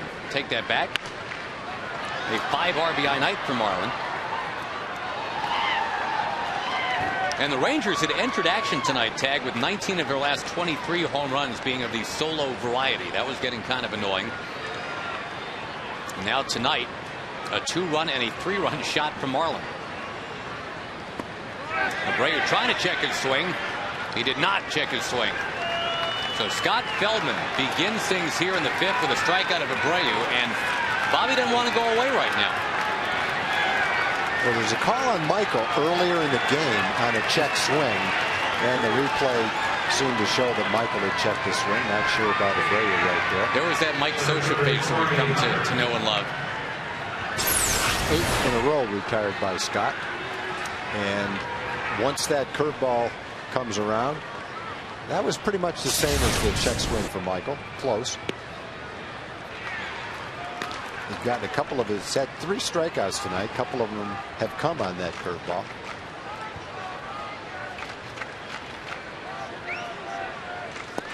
It's been a nice comeback for Scott after the 2nd inning. And his pitch total soared. He's at 93 right now. So with a quick 5th, he might be able to sneak through 6 innings.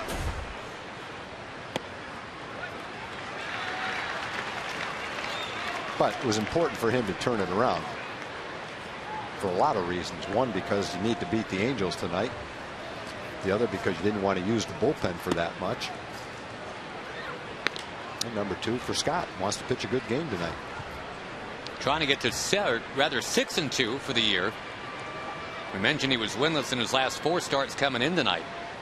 Not that he had pitched that badly, but he just wasn't getting wins. Quality start in Phoenix, but the Rangers, remember, lost the lead late, had to win it in 12 innings, 9-8. Hunter rams one towards center. Marlon Byrd has got it. We talked about a game that Kevin had. I think it was his last start, as a matter of fact, where he wasn't very happy with the stuff that he had. And we talked about how when you're a really good pitcher, you can overcome not having your best stuff and still pitch a good game. And Kevin did that. I don't know that throughout the 6 innings he pitched, he ever felt like he regained his stuff, but he battled through it and only gave up 1 earned run in that game. And this is a game where Scott really didn't have much command at all through 2 innings and has completely turned it around now in his last 3. Man, 10 in a row sent down by Scott Feldman, and you can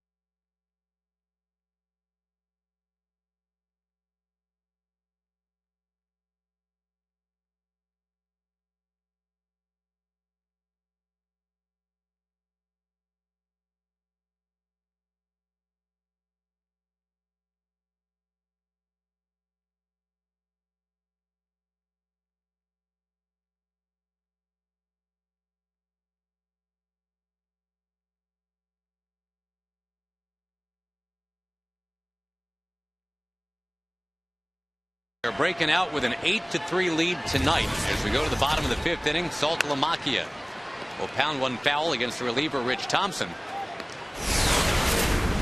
Joe Saunders' career ERA now here in Arlington is in the 11s. Look at that, a dozen home runs allowed in 24 plus innings of work. Wow. Yeah, it's not like he's a journeyman pitcher either. No, he was an all-star last year. His career record coming into tonight's game, 40-19. This guy's a good pitcher. He was the first Angel ever to be 40-19. No one had ever begun their Angels career with that kind of a record. The Rangers are just not impressed. Saltalamacchia down on strikes. Well, since we're talking pitching, let's bring in one of the greats. Steve Busby is here to talk about the. Well, let's talk about the Scott Feldman turnaround. Sure. I mean, this is a guy that in the 2nd inning, I think everybody's kind of looking around like, uh-oh. And so what happened? Well, I think Scott Feldman might have been looking around going, uh-oh. It wasn't pretty. And it looked like to me that Scott tried everything in the world in the 1st inning and part of the 2nd inning to get himself straightened out. Change his tempo a little bit. Just whatever a pitcher goes through. But I tell you, he's got a couple of great examples on the team, and Kevin Millwood and Vicente Padilla, Millwood especially, who really knows how to make adjustments on the fly as the game goes. And Mike Maddox a big part of that too. But I'm sure Scott has talked with Kevin Millwood, watched him, and seen what kinds of adjustment he makes successfully. Ground ball 2nd base from Davis, who is now 0 for 3 tonight.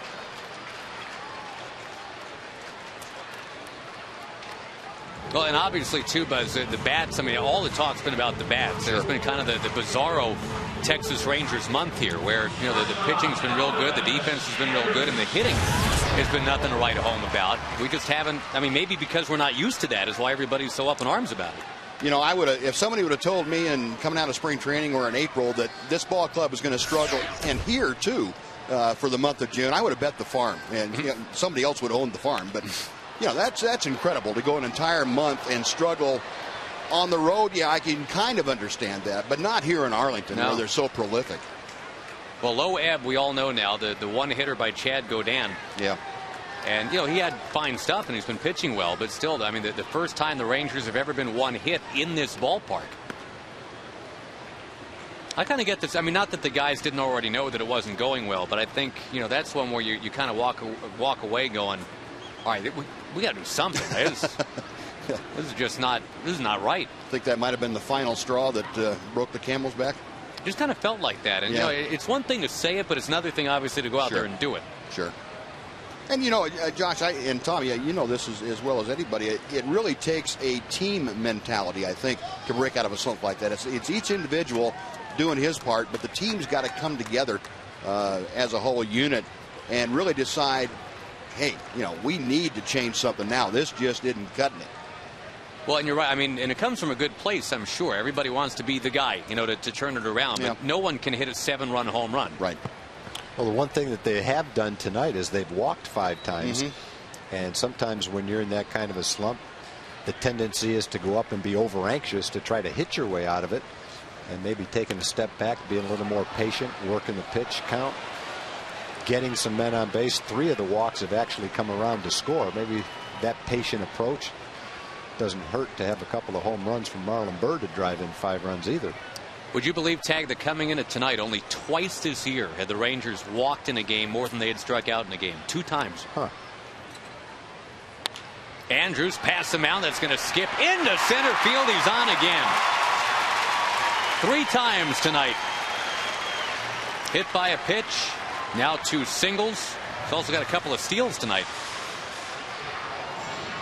You got to love watching Elvis Andrews, huh, Buzz? It's a pleasure. And what's fun, Josh, for me is watching him improve and little phases of the game. He gets down in the count now, and you don't see a wild swing. You see a very controlled swing, and he's got a good idea at the plate. But watching him defensively, the flash has always been there.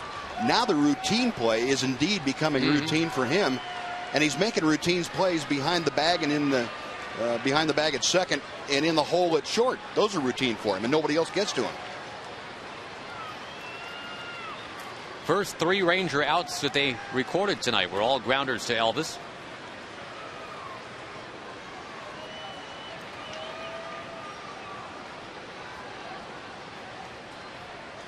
Elvis was kind of twitching off of first base that time, like he wanted to go again. Well, if this at bat lasts more than 3 or 4 pitches or 2 or 3 pitches, he probably will be going.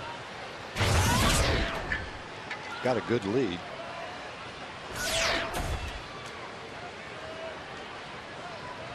I'm betting he's going right here. He's going. Kinsler takes, and the throw is too late. A 3-steal game for Elvis. I don't think it was a surprise to the Angels that he was going right there. Well, Sean Figgins is the guy on their team that has stolen 5 bases in a game.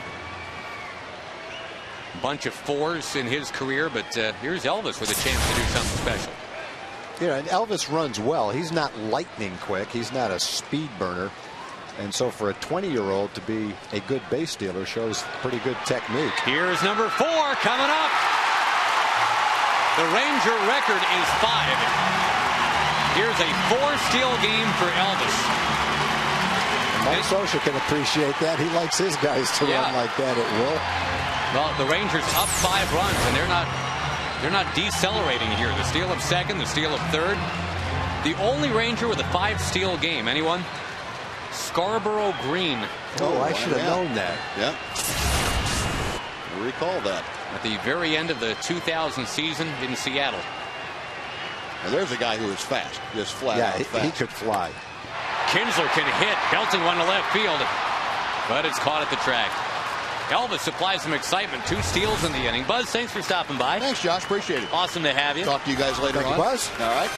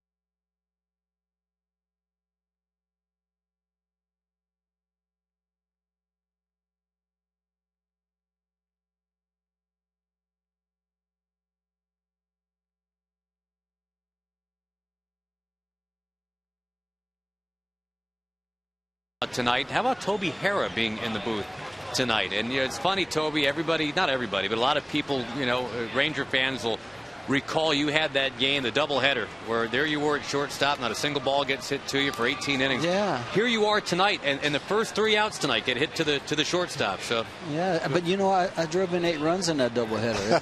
Nobody ever Don't mentions forget that. about that. I know. Come on. Well, you couldn't control that first part. So Hey, how about Steve Busby, though? You know, what a great move he had to third base. I heard about his move before the game one time, and I was at third base, and I barely got my fingernail in there before he almost picked me off third base. Yeah, Steve Busby, what a pitcher. Well, and for those who don't know, Toby Harrah is headed to the Ranger Hall of Fame about a month from now. And Toby, where were you when you got the call? Who called you? I was up in Oneonta, New York, and Jim Sundberg called me, and what a surprise. Of course, it's always nice to hear from Sonny. He's never at a loss for words. So, you know, being teammates and hearing something like that, what an honor.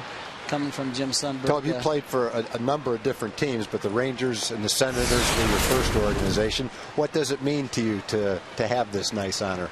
Well, you know, Tom, coming here with the Rangers in 1972, it was just a privilege from the very get-go to put on that Ranger uniform. And, you know, working for the Rangers over the, you know, probably playing as a player for 9 years, then working for the Rangers 6-7 years. What a privilege just to put on a Texas Ranger uniform. I was always proud to wear that uniform tag. You got your speech ready? I'm trying to get it ready. Buddy Bell called me about 2 days later, and he goes, Toby, I am going to be there, and I'm going to be right in front, and you better not stutter. So, what a friend. Toby, you're doing a lot of work with the Tigers now in the minor leagues and in hitting instruction. We talk at almost every big league game about how many bats are smashing in half. Do you see the same thing in the minor leagues? All through the minor leagues, Tag, I see those bats breaking. I don't know if it's just because they're a lot lighter now and they're a little bit harder, and I just don't know why they're breaking, but I see them breaking everywhere. Huh. How many times in a year can you remember breaking a bat that broke completely in half? Tag, you know, I use the old Louisville Slugger bats, I think the old Ash, and I remember using one bat for one whole month before. Huh. Just 1 month I used one whole bat, so I know they're breaking them now. Sometimes I hit a break 2 and 3 through the course of the game. So I don't know if it's just because they're lighter or what, but they're breaking really bad. There's a great look at, I think, how a lot of people remember Toby Harrow with the big R and the big S on the chest. And a great shot of the old stadium there. Boy, 1,300 plus games as a Ranger. It was fun. I wish I could do it all over again. I remember when you came up with the Senators and they made you use that big barrel bat. Oh, yeah, that was Nellie Fox. Yeah, you told Nellie the next year you're going to a thin handle bat because if you're going to hit 250, I'm going to hit 10. I'm going to hit 20 home runs. That's exactly right. I always wanted to hit 20. And I went to the Stan Musial bat, that M159, real thin handle bat, and a little bit heavier wood, and it worked for me. So, but yeah, Nellie used to take me out early every day and work on my bunting because he said, if you're going to play in the big league, son, you got to learn how to bunt. Well, Nellie was a great guy, great player, and a good coach, but he didn't know Toby Harrow very well. No, he didn't. I'm glad we played for Ted Williams, though. I think probably, you know, arguably the greatest hitter that ever lived, I think. And it was just a thrill to play for Ted Williams. I mean, how many guys get to play for Ted Williams, Tag? No, we got a chance to play for Ted Williams. Wow. Good guys are winning tonight. Forget what Rich Billings said to him that time. Just because you read a book on medicine doesn't make you a doctor. Visiting with Toby Harrow, who's headed to the Ranger Hall of Fame. That's Friday, July 31st is the Hall of Fame luncheon. And then the next day is when the speech has got to be ready for Toby. The induction on August 1st. To get in there with Ruben Sierra, what a player. Wow. When Ruben was young, he first came up to the big leagues. I enjoyed watching him hit a triple as much as I did seeing him hit the ball out of the ballpark. He could really run. Power from both sides of the plate. What an outstanding player. You've got as many inside the park home runs as a Ranger as he does, so you hit the one in Yankee Stadium. That's because Lou Piniella was playing right field and tried to catch the ball, and he ran up against the fence and knocked himself out, and so I ran around the bases. So that's how that happened. Runner goes, and the 3-2 pitch lofted by his tourist to left. David Murphy's going to go get it. We might just have a look at that, Tobe. Let's watch Lou Piniella wipe out. Here we go. Looking good in the light blues, though. Watch this. What'd I tell you? He got hit. I mean, shouldn't laugh. He got hit hard. Thanks, Lou. You were safe by a mile right there. Now, you know, Bump Wills hit the one, I think, before me, and that was Mickey Rivers who broke in, and Bumpy hit a line drive right over his head, and there was no question. Bumpy could fly. Back-to-back inside the park home runs for the Rangers. Toby Harrow part of that, and again, the Ranger Hall of Fame induction will be August the 1st. The Rangers playing Seattle. And right before that game, Toby and Ruben will be ushered in. I'm looking forward to it. Big swing by Napoli. Drops behind 0-1. You know, Tag and I, we've been teammates for a long time, and in all the home run hitting contests, I remember I used to take Tag's bats and bone them for him and get him ready for the home run hitting contest. He would win them all. He'd beat them all. Hank Aaron, you name him, he kicked their tails. Now, you played with Hank Aaron at County Stadium in the All-Star game, right, in 1975. Oh, yeah. He's representing the Rangers. What a thrill. What a thrill. Just to be around those great players was a thrill. That ball down too low. Toby was also an All-Star for the Rangers in 1976. We also played in a few All-Star games down in Venezuela, too. Oh, yeah. It was fun. I would recommend all young players going to South America to play baseball. It's a good brand of baseball, play in front of big crowds, and it's a good way to learn how to hit a breaking ball because they all throw breaking balls down there.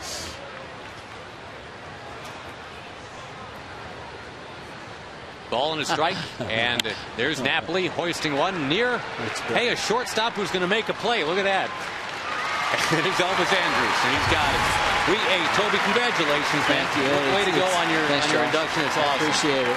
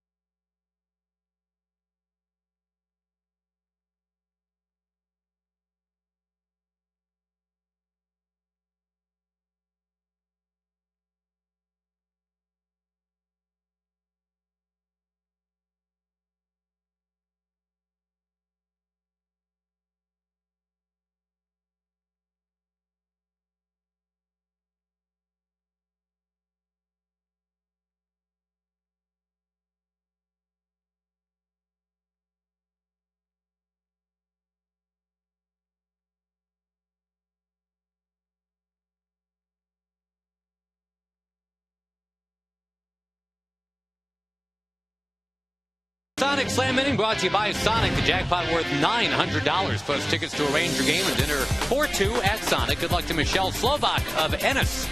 And if a Ranger hits the Grand Slam this inning, we're giving away $25,000. You can register at any North Texas Sonic restaurant. Thanks to our two guests tonight, Steve Busby and Toby Hara. And the Rangers needing a breakthrough night offensively. They've got it tonight, leading 8-3.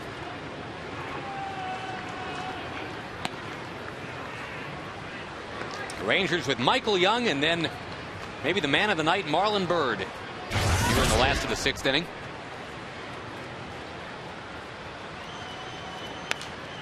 Michael featured prominently in this year's Cook Like a Pro cookbook that the Rangers' wives have put together.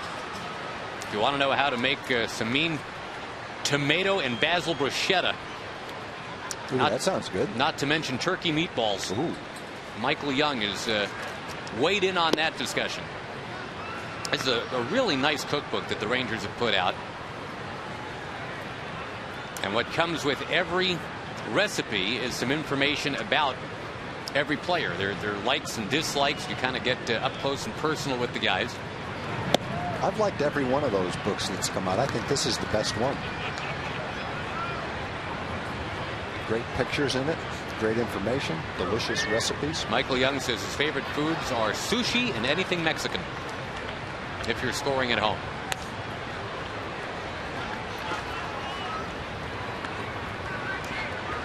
Here's what the cookbook looks like from the outside, and I don't know if you can, how well you can see it, but a nice family picture of Michael Young and his wife Christina Barbosa Young, his son Mateo. And that's pretty much par for the course in here. Everybody's got the family picture working. Young with a ground ball up near third. Bobbled. And Michael Young is safe. Everything seems to be working for the Rangers tonight. Marlon Byrd will come up again with somebody on base. He's already unloaded for 2 homers and 5 runs batted in. We go to Rick Renner meantime. Hey guys, still time to vote your favorite Rangers into the All-Star Game. You can do so at TexasRangers.com. Vote up to 25 times and get yourself 2 free tickets. And we also encourage you to follow us on Facebook and on Twitter. Our Twitter question tonight: what was your favorite Rangers moment in the All-Star Game? A lot of MVPs in recent years with Michael Young, Alfonso Soriano. Hank Blaylock should have been an MVP. My personal favorite, of course, was the great Nolan Ryan in Anaheim. How about you guys?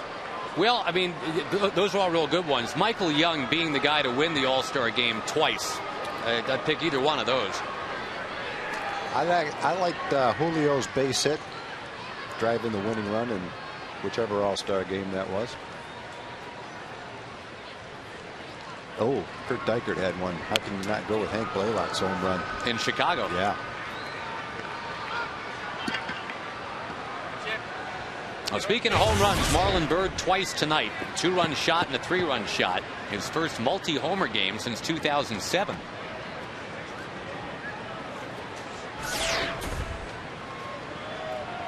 Well, I wasn't watching last inning while Toby was up here to see if anyone had warmed up in the Ranger bullpen. Whoa, look out. That ball bouncing all the way into the camera well. That took a weird route. After it hit the brick, it just kind of rolled along the wall. A wild pitch sending Young to second base.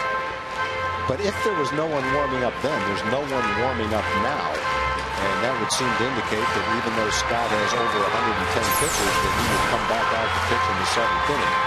And that is really remarkable based on how the second inning went. Yep. 3 runs, 5 hits, and a pitch count that was somewhere around 55 after 2 innings. So you talk about turning it around at a time where the team needed it, the bullpen needed it. I think it's by far Scott's best outing of the year. Maybe not overall as far as the numbers are going to look, but based on what he's accomplished so far in this game, it's pretty remarkable. Byrd a strikeout victim this time. A couple of storylines working besides Feldman tonight. We mentioned Marlon Byrd, the 2 homers and 5 runs batted in.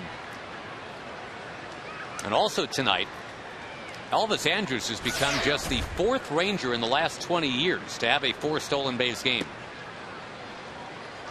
We mentioned Scarborough Green actually set the Ranger record with a 5-steal game. I forgot Kenny Lofton had a 4 stolen base game when he was here, right before he got traded. Yep, I don't remember that either. And David Hulse was the other guy that did it in 1993 against the Brewers. Oh. High drive from Andrew Jones. Got underneath it, not in front of it a little bit.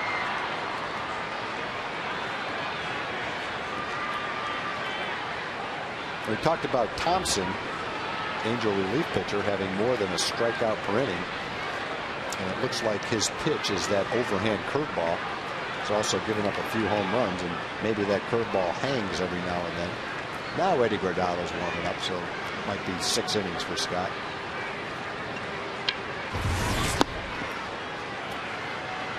Firestone in-game box score for you. The Rangers with 9 hits, leading 8-3.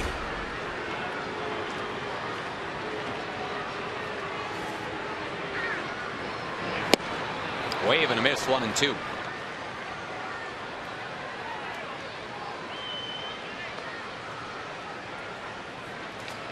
The Rangers had scored 3 runs or fewer in 7 of their last 9 games. They scored 3 runs right away tonight before anybody was out. The Angels tied the game in the 2nd, but it's been all Rangers ever since.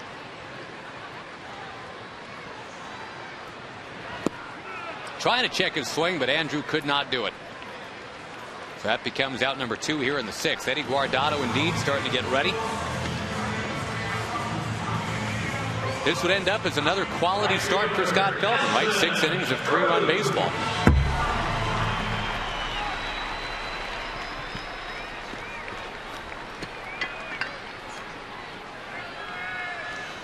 .116 for Scott tonight as far as the pitch count goes. He retired 13 out of the last 14 batters he faced. The only man to reach was a walk to Kendry Morales. That was after a huge second inning as far as pitches go. 5 hits, 3 runs, fighting to find his command, and then finishes with 4 shutout innings and only 1 walk. Well, he essentially threw as many pitches in the last 4 innings that he did the first 2. That's about right. To finish up at 116.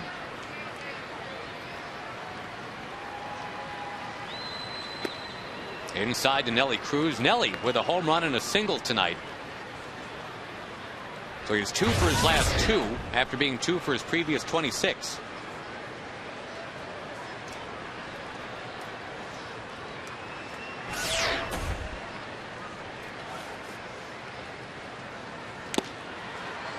Rip and a miss right there. And the Angels will get some action in the bullpen now too. They got Rafael Rodriguez, a right-hander, working out there. That wouldn't be R-Rod, would it? They had K-Rod for all those years. That R-Rod? Let's put it this way. If he turns out to be really good and a closer, it probably will. Cruz hammers it to third. Figgins will just back up and gun it across to get him. At the end of 6 tonight, on a night the Rangers were needing to bust out with the bats, they've done it. And Feldman's good work has helped as well. It is 8-3.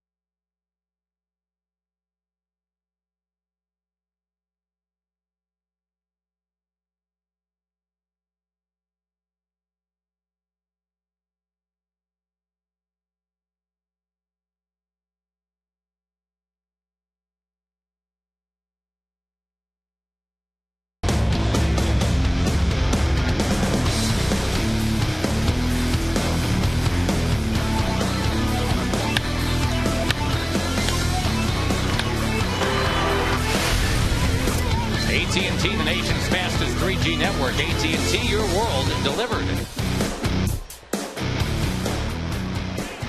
Eddie Guardado takes over on the mound for the Rangers.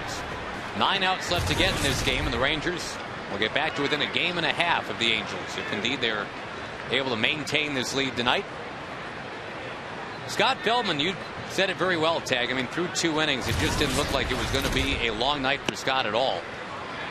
But then a 1-2-3 third, a 1-2-3 fourth, a 1-2-3 fifth. Let him pitch the 6th, and now it's Guardado for the 7th.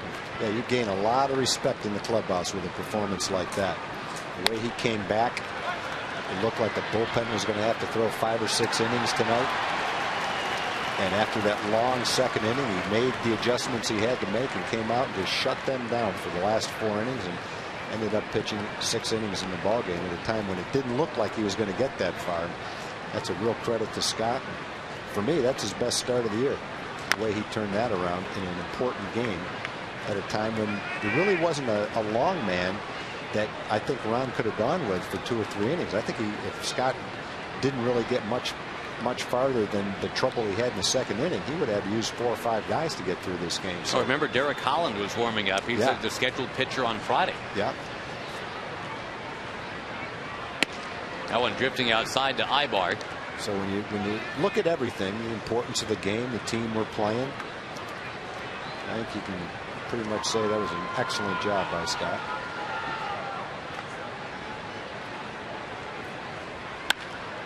That ball jerked down the line and fouled. And in the crowd of 20,042 at the ballpark tonight, Darren O'Day now, the former Angel, starting to get ready. Be fun for him to face his former team.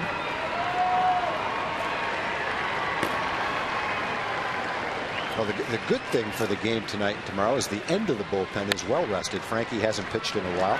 Kinsler, great pickup. Very smooth to get a speedy runner. Kinsler makes the play to make it 1 out. We go to Jim Knox. What a play by Ian Kinsler. These fans fired up, and a lot of good candidates for the progressive fan of the game tonight. Josh and Tom, you got the signs. This one, man crush on Josh Hamilton. You got the bobblehead Ranger, little Ranger guy. But my favorite, of course, keep going there, little one. My favorite, Tom and Josh, please put us on our first ball game right here. You having a good time? Yeah! All right, you're the progressive fan of the game, little leaguer. There you go. Congratulations. You get a hat, a tote bag, a shirt. Enjoy the game. Way to go, buddy. I like the bobblehead right here. All right, keep bobbling it for us. All right, there we go. All right. Bobblehead and the Mohawk. Wow. He had a sign with our names on it. Ends up prevailing. So. Pretty nice.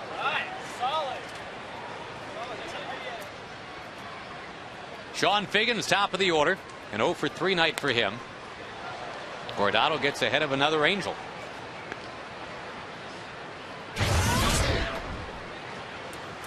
You never see Figgins without that butterfly bandage on his left forearm. It's not some wound that is never healed or anything like that. That's a shout out to his family back in Florida.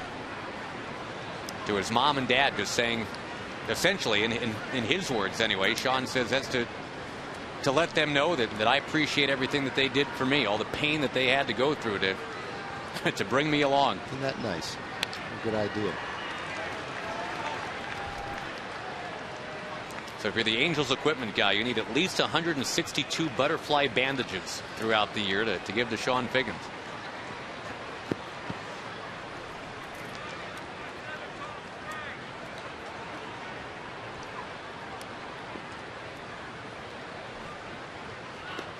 I remember thinking about that when Sean Figgins was in here last time. I didn't know that story yet. I'm thinking, man, it just always seems like Figgins has a cut on his left arm every time he's in Arlington.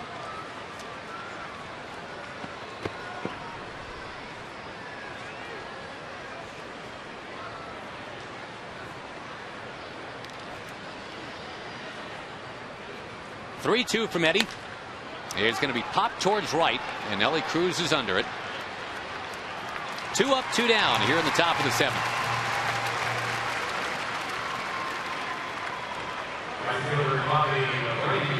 The Angels had 1 hit in the first, 5 in the second, and they haven't had another one since.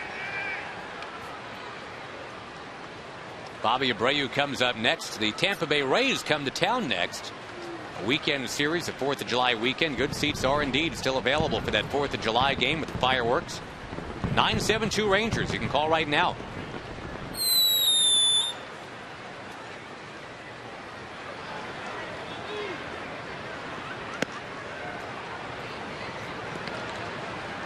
Tampa Bay beat Toronto tonight 4-1. That's 7 straight wins for the Rays. They're getting hot right when they're getting set to come here. Yep, they are.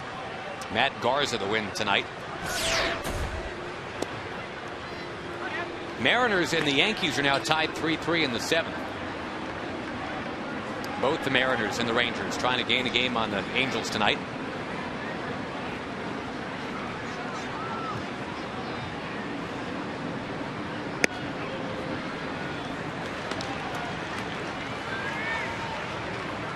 White Sox and Indians back in another rain delay. Chicago's got the 11-4 lead in Cleveland in the 7th. Been raining off and on there all night. That one headed towards the crowd, into the crowd.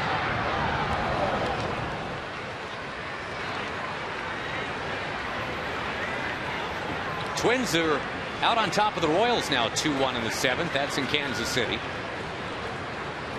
that Red Sox-Orioles game has resumed. Tag, Baltimore's coming back. It's now Boston 10, Baltimore 6 in the bottom of the 7th.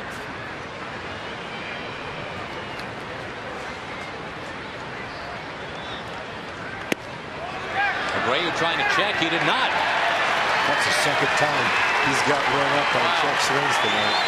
And there's the Mike Scioscia face again. 8-3 Rangers at the stretch, at the 7th inning stretch. Time for an exclusive sneak peek of Ice Age, Dawn of the Dinosaurs. That opens tomorrow.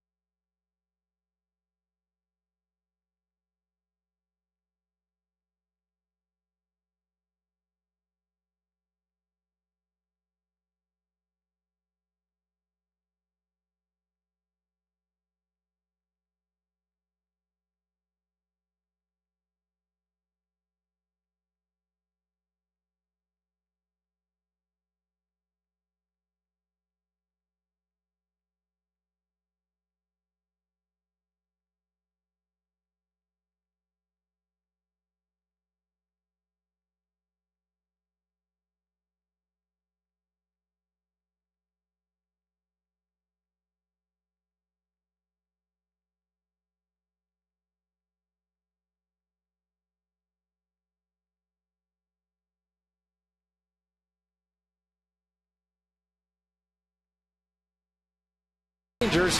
Okay, poo-poo. It is the night that poo-poo was introduced to a doubting Metroplex, and the Rangers have responded. A little bit of everything tonight. Elvis Andrus has stolen 4 bases. We saw Marlon Byrd cranking out a couple of home runs, but Elvis with the wheels, Scott Feldman with the arm, and my partner, poo-poo, has appreciated every minute of it tonight. The Rangers in need of a win. They've got an 8-3 lead.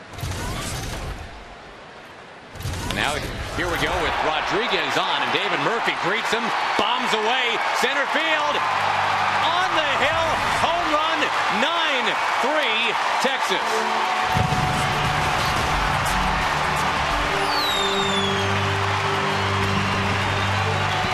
Quite the scrum out there, too. David Murphy has homered in 4 of his last 6 games. And the Rangers, good old-fashioned Texas Ranger country hardball tonight. Lining home runs, leading 9-3. They threw a pitch middle of the plate, and David hit it right in the middle of the field, 410 feet. Saltalamacchia follows by lining one, and it's going to skip by. Bobby Abreu lunging for it, couldn't get it. Salty's in at second base for the double. 2 pitches thrown by Rodriguez, and he's given up 6 bases. Poor Rafael Rodriguez. We haven't even had a chance to introduce you to him.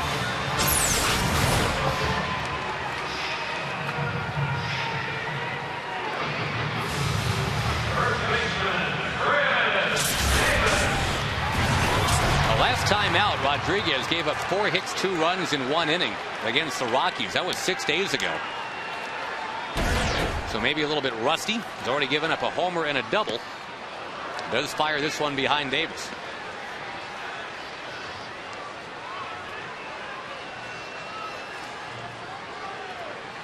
Now the visit to the mound. He just got a swinging strike. 2 previous pitches were a home run and a double.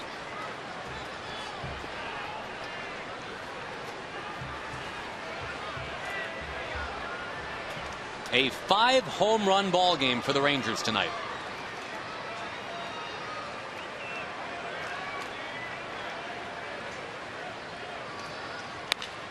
Davis hits it hard on the ground to second base. That's soaked up by his tourists. On the play, Saltalamacchia moves to third.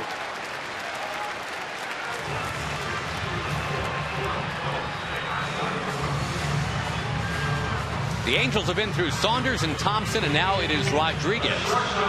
Infield's going to come in for the Angels as Elvis Andrus comes to the plate. He's been on base 3 times tonight.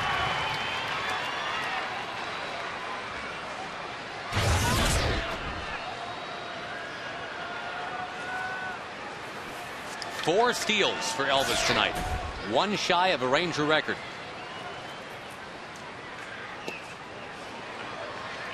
On appeal, no swing.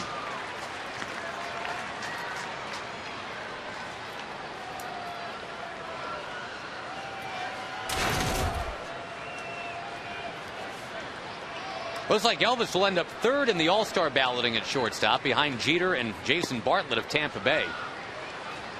Ahead of Marco Scutaro, and the kind of year that Marco Scutaro is having, that's pretty impressive. More than 1 million votes for Elvis Andrus already. Ranger fans have done a great job letting their voices be heard. We mentioned earlier Kinsler's got less than a 7,000 vote lead on Dustin Pedroia right now. And we're down to about 48 hours to go before the fan voting gets locked in. TexasRangers.com/All-Star if you want to vote for your favorite Ranger.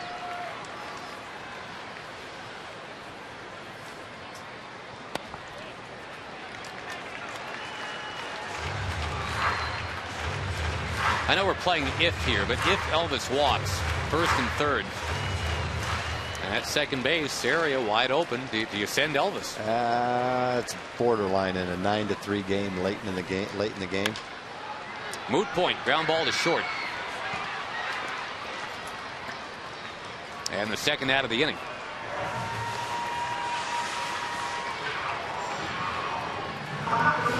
Tigers lead the A's tonight 2-0 in the second inning. Home run for Polanco already. Over in the National League, the Braves rallied to beat the Phillies 5-4. Walked it off in the 10th inning.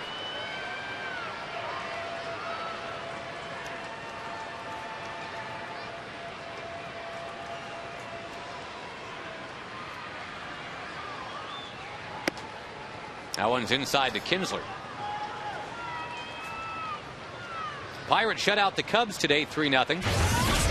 And the Diamondbacks over the Reds 6-2 has gone final. Dan Herron wins, and he hit a home run. Kinsler on the ground to third. Figgins will pocket it. And the Rangers strand a man, but a David Murphy home run to lead off the inning has extended that Ranger lead to 9-3.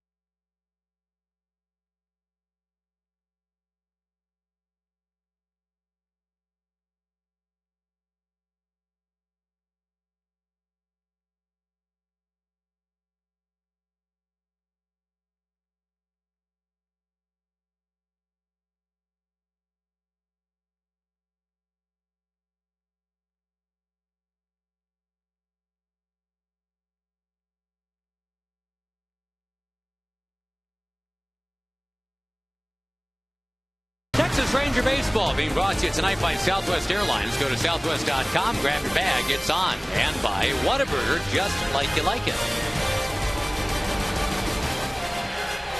How about 5 home runs from the Rangers tonight? Hey now. And 4 steals for Elvis Andrus tonight. Little power, little speed. Quite the aphrodisiac at the old ballpark tonight. 9-3 Rangers on a night where they had to have it. The Angels looking to put some more distance between themselves and the rest of the division. They could have gone up 3.5 games tonight, but instead the Rangers a chance to get back to within 1.5. Here's the former Angel, Darren O'Day. And Torrey Hunter, the hitter. Steve Reich one. As dismal as the Angels bullpen has been at times this year, you got to think that somewhere somebody is smacking themselves in the forehead going, man, we had Darren O'Day.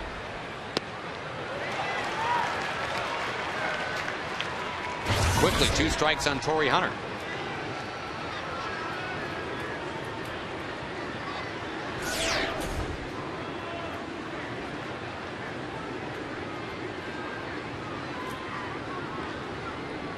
The Rangers have scored the last 6 runs of this game. This was a 3-3 tie after an inning and a half. And it took close to an hour to play that first inning and a half. It was just some treacherous, deep count kind of baseball. Things have certainly picked up since then. And the Rangers lead by 6. Good night, Torrey Hunter.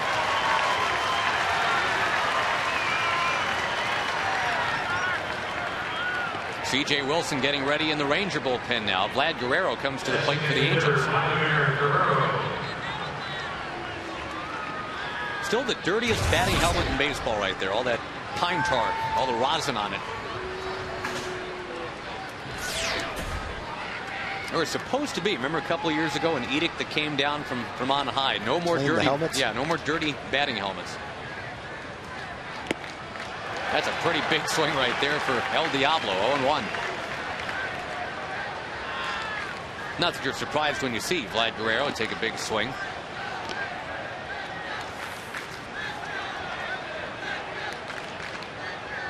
Well, you know that pitchers are throwing him borderline strikes because they don't want to get creamed. He's been up 144 times coming into the game. He's only walked 5 times.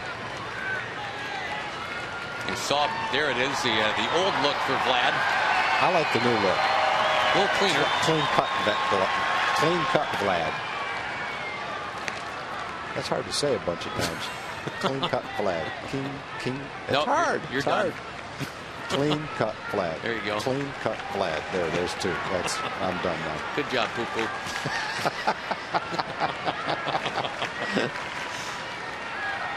Outside, 2-2 the count. Another rain delay in Florida. Man, they just can't get that game over with. Florida leads Washington 7-5 in the 7th. Nationals could be 22-53.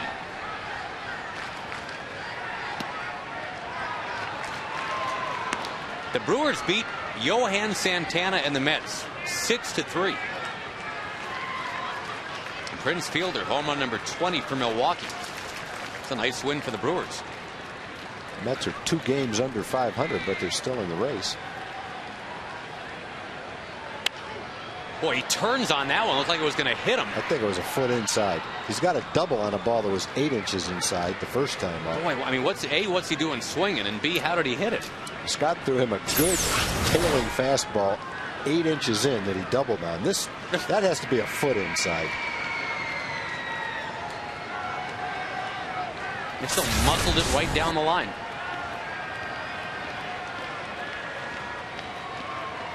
That one hit him.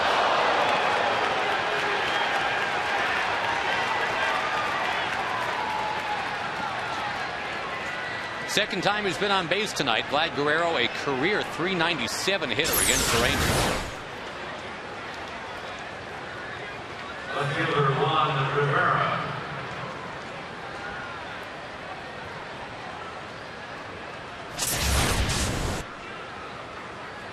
Now Juan Rivera, who's hit the ball on the ground 3 times tonight.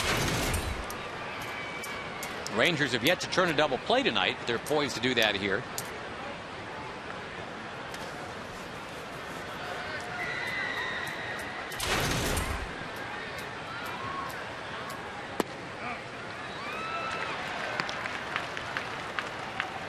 Again, 5 Ranger homers tonight, including 2 from Marlon Byrd. They've got one from Kinsler, one from Cruz, one from Murphy.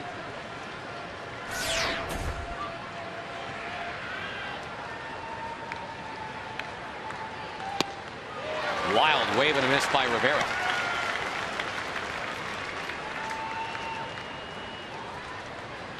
Tomorrow night, both teams will send their #1 guy to the mound. One guy with a 2.64 ERA, the other one at 2.65. Millwood against Weaver. That one just feels like a showdown, doesn't it? Should be a great pitching matchup. Both of the guys are having excellent seasons this year. Important game. They were paying no attention to Vlad Guerrero at all. He just wanders into second base. We'll actually call that one defensive indifference, not even give him a steal.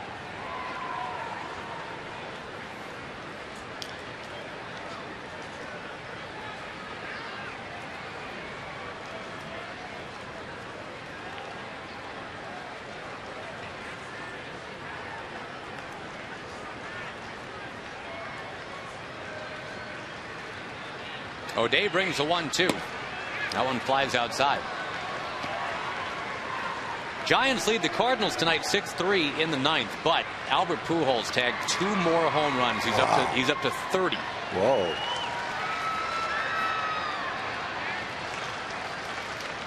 That is some kind of player. 30 home runs already. Hitting for average too. That ball popped into the crowd. Lance Berkman has hit number 17 for Houston. The Astros lead at San Diego 3-0 in the 3rd. Rockies and Dodgers are scoreless in the 3rd inning.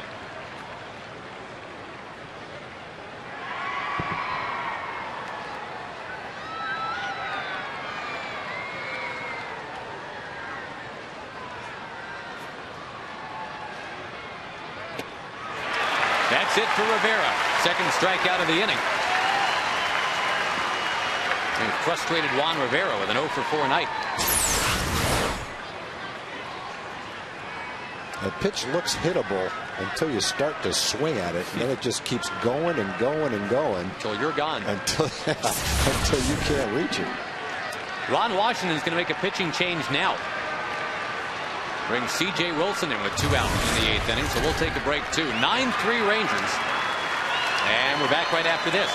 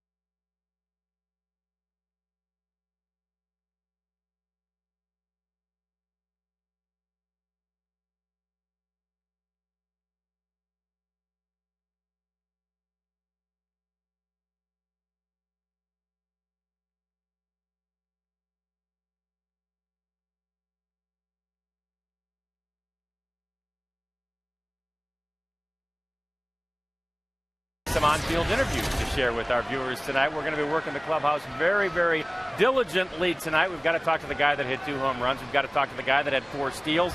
And wouldn't hurt to talk to the starting pitcher. And I'll bet you we'll talk to all of them, plus have Steve Busby's analysis of this one. It's all coming up. It's Rangers Live, guys, right after the game. All right, John, thanks. Look forward to that. The Rangers leading 9-3, and C.J. Wilson brought on to get this last out of the 8th inning.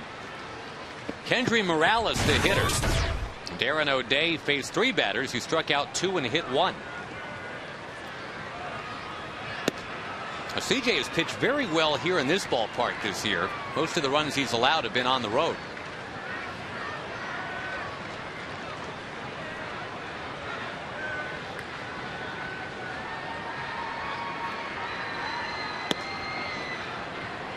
Up and outside. Rangers with 9 runs, 11 hits, no errors tonight. LA with 3, 6, and 1. Rangers trying to claw to within a game and a half of first again. Stop a 3-game losing streak tonight.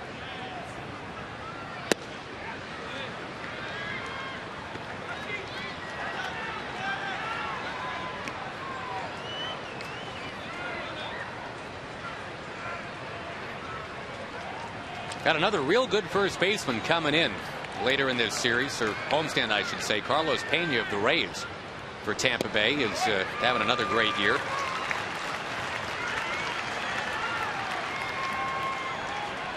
Friday, Saturday, Sunday night games against the Rays.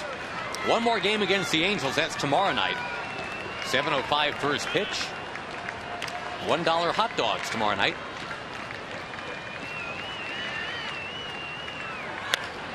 On the ground, slowly hit. Michael Young will gather it up, fling it across, and get C.J. Wilson off the mound. To the bottom of the 8th we go. All good in Arlington tonight, 9-3.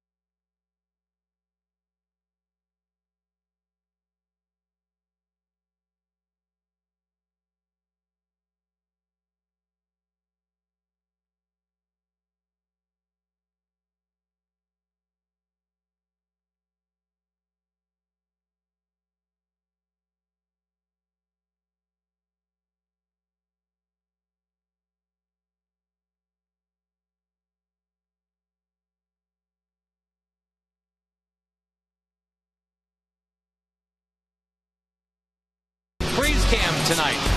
Elvis Andrus saved multiple times. He has stolen 4 bases this evening, including third base. A 9-3 Ranger lead in the bottom of the 8th inning. Not to get greedy, but we'll see if the Rangers can trip it into double digits here now. Elvis was hit by a pitch. He had a couple of singles, and then he was off and running. A 4-steal night.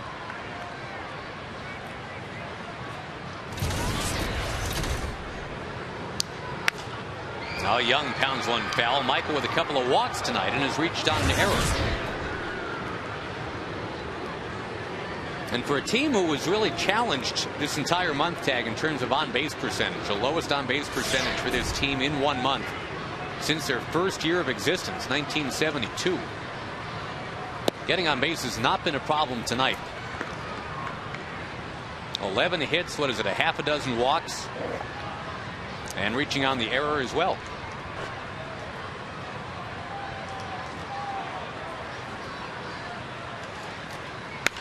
Tagged, but right to first. Well, look where he was playing. How far off the line he was playing, Michael. That ball is usually right in the hole. But Morales really plays off the bag. Got some new outfielders to tell you about here for the Angels. Torii Hunter is done for the night. Sean Rodriguez has taken over in center. And they put Quinlan in right. Marlon Byrd with a 2-home run night tonight.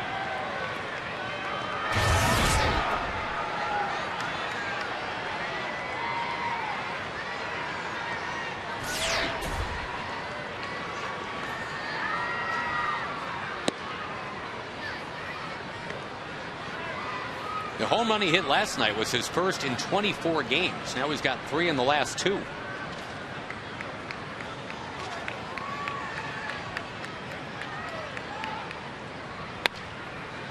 Into the crowd at 20,000 plus tonight.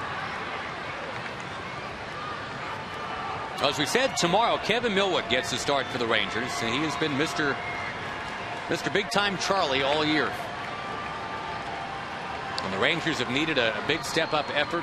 He has responded every time. He's been at his best this month. Of course, the Rangers collectively have not been at their best in June, but look at Millie down there at the bottom, the 1.3 June ERA.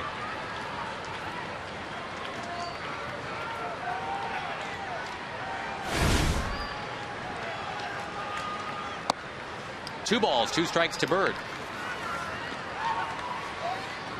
And Frankie Francisco looks like he will pitch in the 9th inning.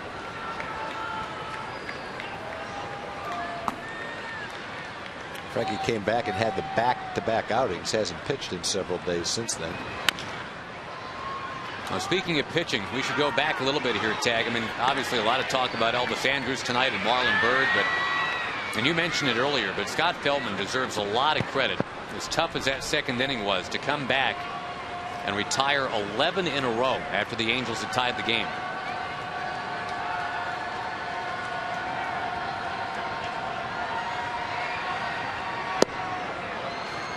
Check swing, and Byrd grows the count to 3-2.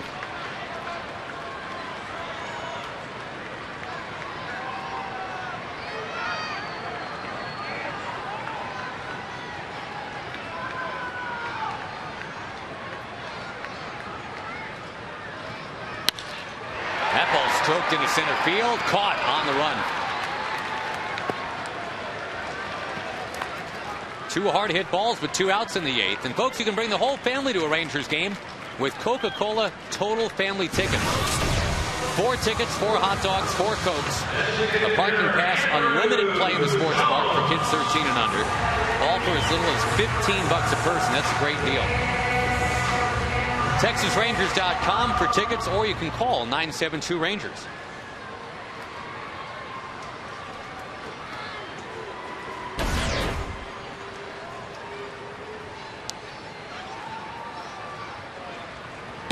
Andrew Jones will take here.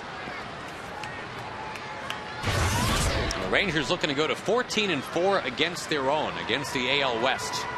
That always seems to be a key when you talk about who's going to come out on top, is who beats up on the rest of the division the best.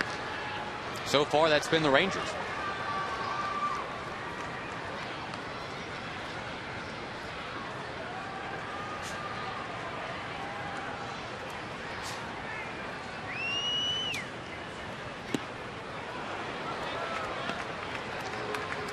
We've been talking about the All-Star game a little bit tonight. That's coming up in St. Louis in mid-July. 2 great races going on in the AL. We talked about Kinsler barely ahead of Pedroia. At first base, Kevin Youkilis has finally overtaken Mark Teixeira by about 30,000 votes. Oh, that's an interesting vote. Both of them having solid years, though.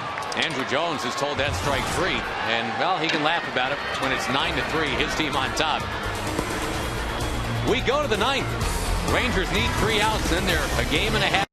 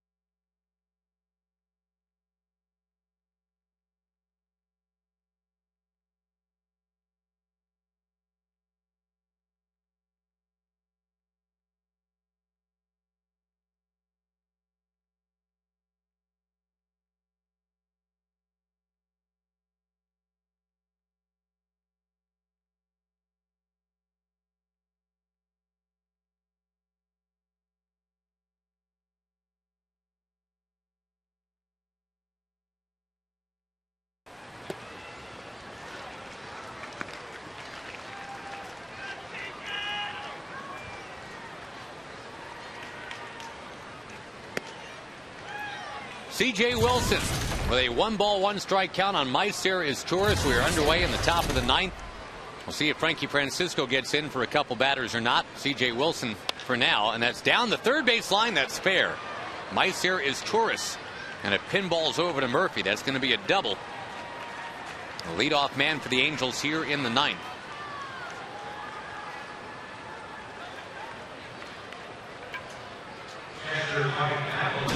Folks, Texas Ranger Baseball brought to you by Southwest Airlines. Go to southwest.com, grab your bag. It's on by Progressive. For a money-saving car insurance quote, call 1-800-PROGRESSIVE. And by the Ford F-150.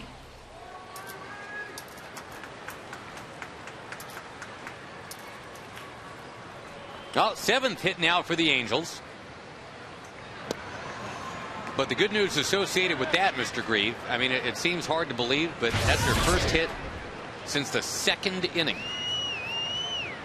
They had the 5 singles in the 2nd inning. They had the double from Guerrero in the 1st. And then it was just a beautiful meadow of nothingness.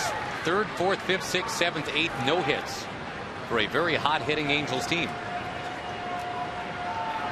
Yeah, it was excellent, as you just said, excellent performance by Scott to turn completely around from struggling with his command, having a hard time hitting his spots, to having that 2nd inning, 3 runs, 5 hits, long inning. His pitch count was up mid-50s after 2 innings. To completely turn it around like that in the last 4 innings was really nice to see tonight. Important to see, too, for the bullpen, for the outcome of the game, for a lot of different reasons. 2-2 the count to Napoli. Again, Marlon Byrd helped out tonight with a couple of home runs. Elvis Andrus, we're told, becomes the first American League rookie with a 4-steal game since the year 2000, since Luis Matos did it.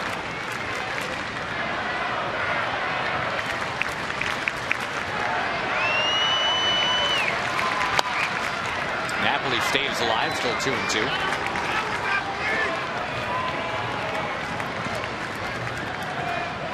The Yankees now leading Seattle 8-5 in the 8th. So it looks like the Mariners will lose some ground tonight. The Rangers will gain some ground. A-Rod has hit a home run for New York, number 12.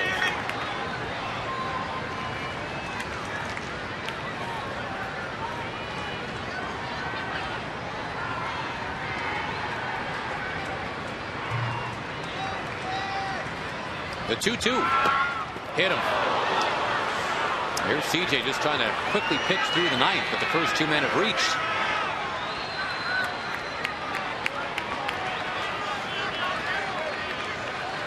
Frankie Francisco ready in the bullpen.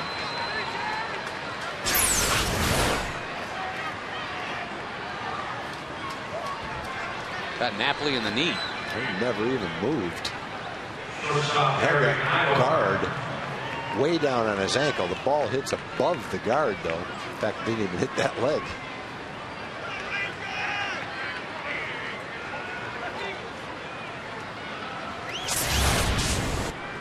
Catchers are tough, though. You have to be to play that position. Boy, no kidding.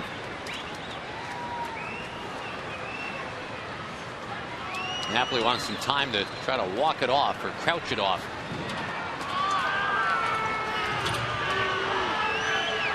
All right, that gives us some time to run through some scores. White Sox over the Indians. That's gone final 11-4. And boy, how about the undoing of Cliff Lee? He was the Cy Young last year. What, 22-3. He is 4-7 now this year. And coming into the game, though, he had lowered his ERA down to the upper 2s. This one's probably going to put it back over the 3s, though. Wins aren't coming quite as easily for him, though.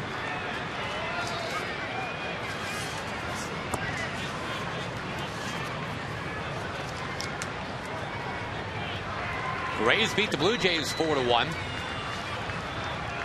And Tampa Bay, as we mentioned, playing some real good baseball. They're coming in here this weekend. They've won 7 straight now. Carl Crawford had a home run. B.J. Upton had a home run. And this guy's brother had a home run. Willie Ibar, the brother of Eric. Eric takes the strike. Twins lead the Royals 2-1 in the 9th. Justin Morneau's home run the difference.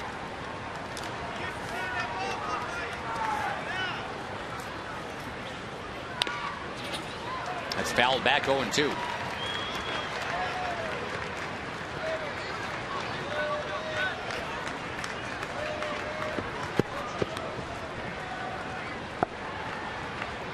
Tigers lead the A's 3-1 in the 4th inning.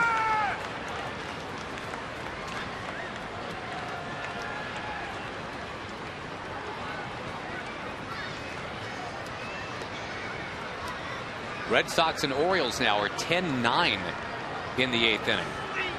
Boston leading by a run. They were up 10-1. It's now 10-9.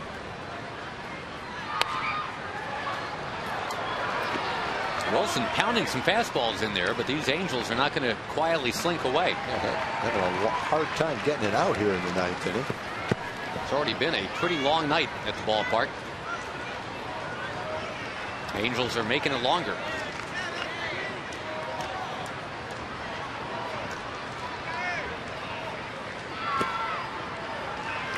In the National League, the Braves rallied and won a game 5-4 in 10. Atlanta 5, Philadelphia 4. The Phillies, who have been a very good road team this year, 26-12 on the road. They've been awful at home. They've still got the lead in the NL East. On the ground, there's Elvis. He drops it, and this inning, it just will not end. E6. And maybe thinking, can I turn 2? He didn't even get 1. On that play with a 6-run lead, you absolutely can't be thinking 2. You just want to get 1. But even though it's a catcher at first base, Napoli, as the second man on, gets a lead. They're not holding him on. And so he got a pretty good jump, a pretty good chance to break up the double play. So he had to get it there fairly quick. But it wasn't any way they were going to turn a double play on Ibar. And now outside to Figgins. Now this thing was absolutely in the bag. 9-3. Still is 9-3, but bases loaded, nobody out in the top of the order up there.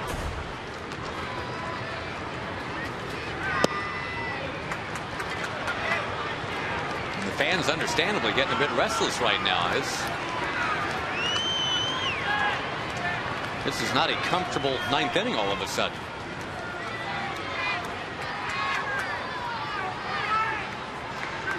Yeah, one more base runner, it turns into a save situation for Frankie. Man, I don't think that's what Ron was looking for.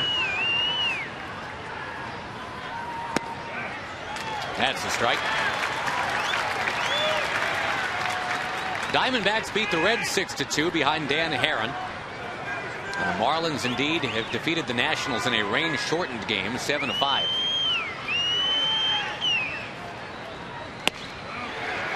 Strike 2.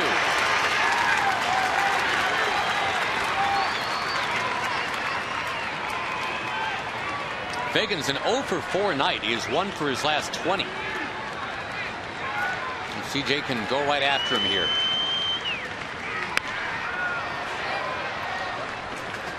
Brewers beat the Mets 6-3. Johan Santana lost. Though David Wright got a home run in that game. His power numbers have been way down. That's his 5th home run of the year. Prince Fielder hit number 20 for the Brew Crew. Power numbers down, average up. Yeah.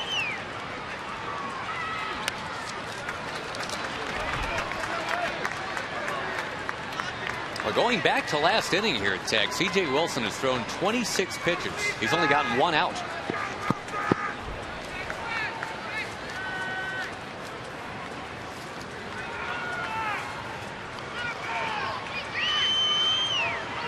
Now he's gotten 2 outs. The first one in this inning, striking out Figgins with the bases loaded.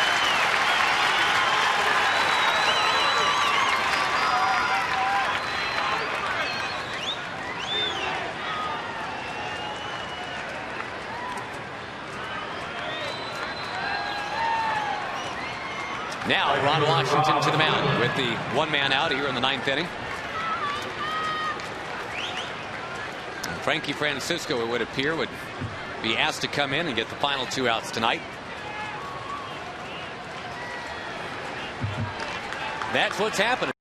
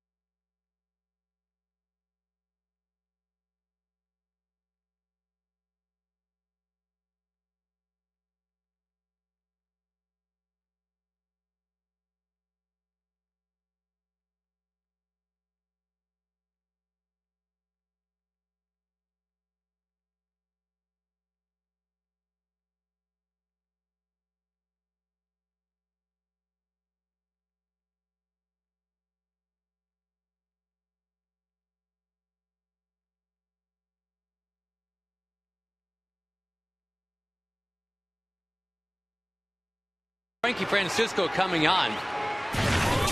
He inherits the bases loaded, and also a pinch hitter, it would appear. Former Ranger Gary Matthews Jr. will bat.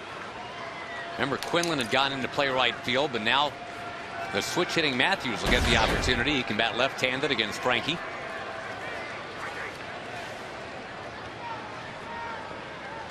Of course, Frankie was on the DL, and it's a shame because he had been pitching so well here in 2009. Matthews immediately steps into one, and Bird overruns it. 1 run only was going to score. Now it's going to be 2. And just like that, it is 9-5 on a hit and an error. And the Rangers, just, you know, if you want to make a knee-jerk kind of statement here, it just seemed like they've lost a little focus suddenly in the 9th inning. All of a sudden, it's 9-5. Hitting batters, walking batters, a couple of misplays in the field.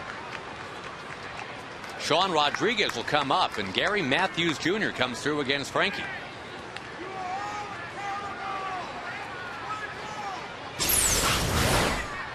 Rangers went the first 8 innings tonight without making an error.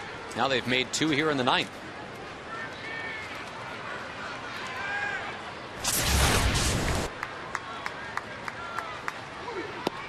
And the first at bat tonight for Sean Rodriguez. He had come on when the Angels decided to give Torrey Hunter a break last inning.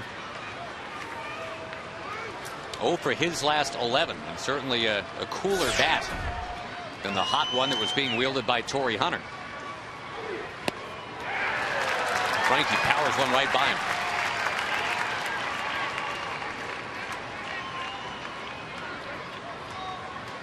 Now, C.J. Wilson still responsible for a runner on base here. That is Ibar at third.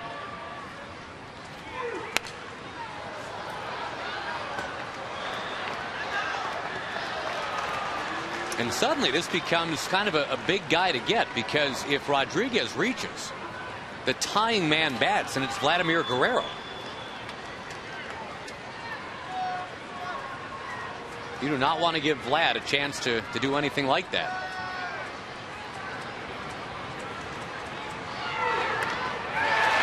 A foul tip. Saltalamacchia kind of hobbled by that. Both catchers have gotten beaten up here in this inning. Mike Napoli got hit by a pitch. Saltalamacchia gets hit by a foul.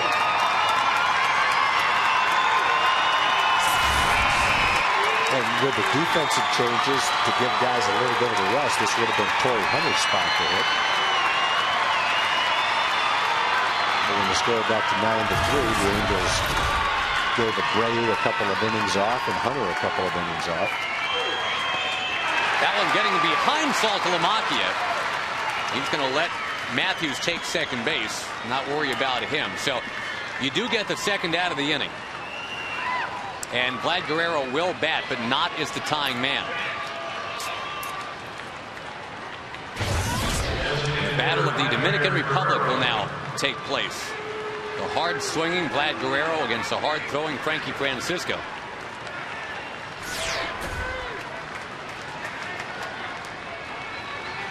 In a 9-5 game. First one's fouled. Again tomorrow, a 7:05 first pitch. Kevin Millwood will throw that pitch against Jared Weaver. The two aces. Rangers against the Angels. Rangers trying to be back within a game and a half of first place.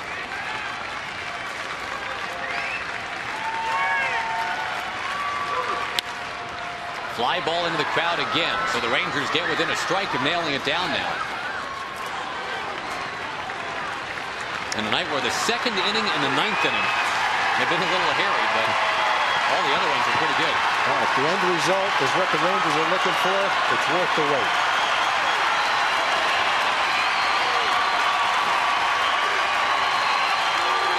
Ball game! Blown away! The Rangers have defeated the Angels 9-5. Home runs, stolen bases, and some fun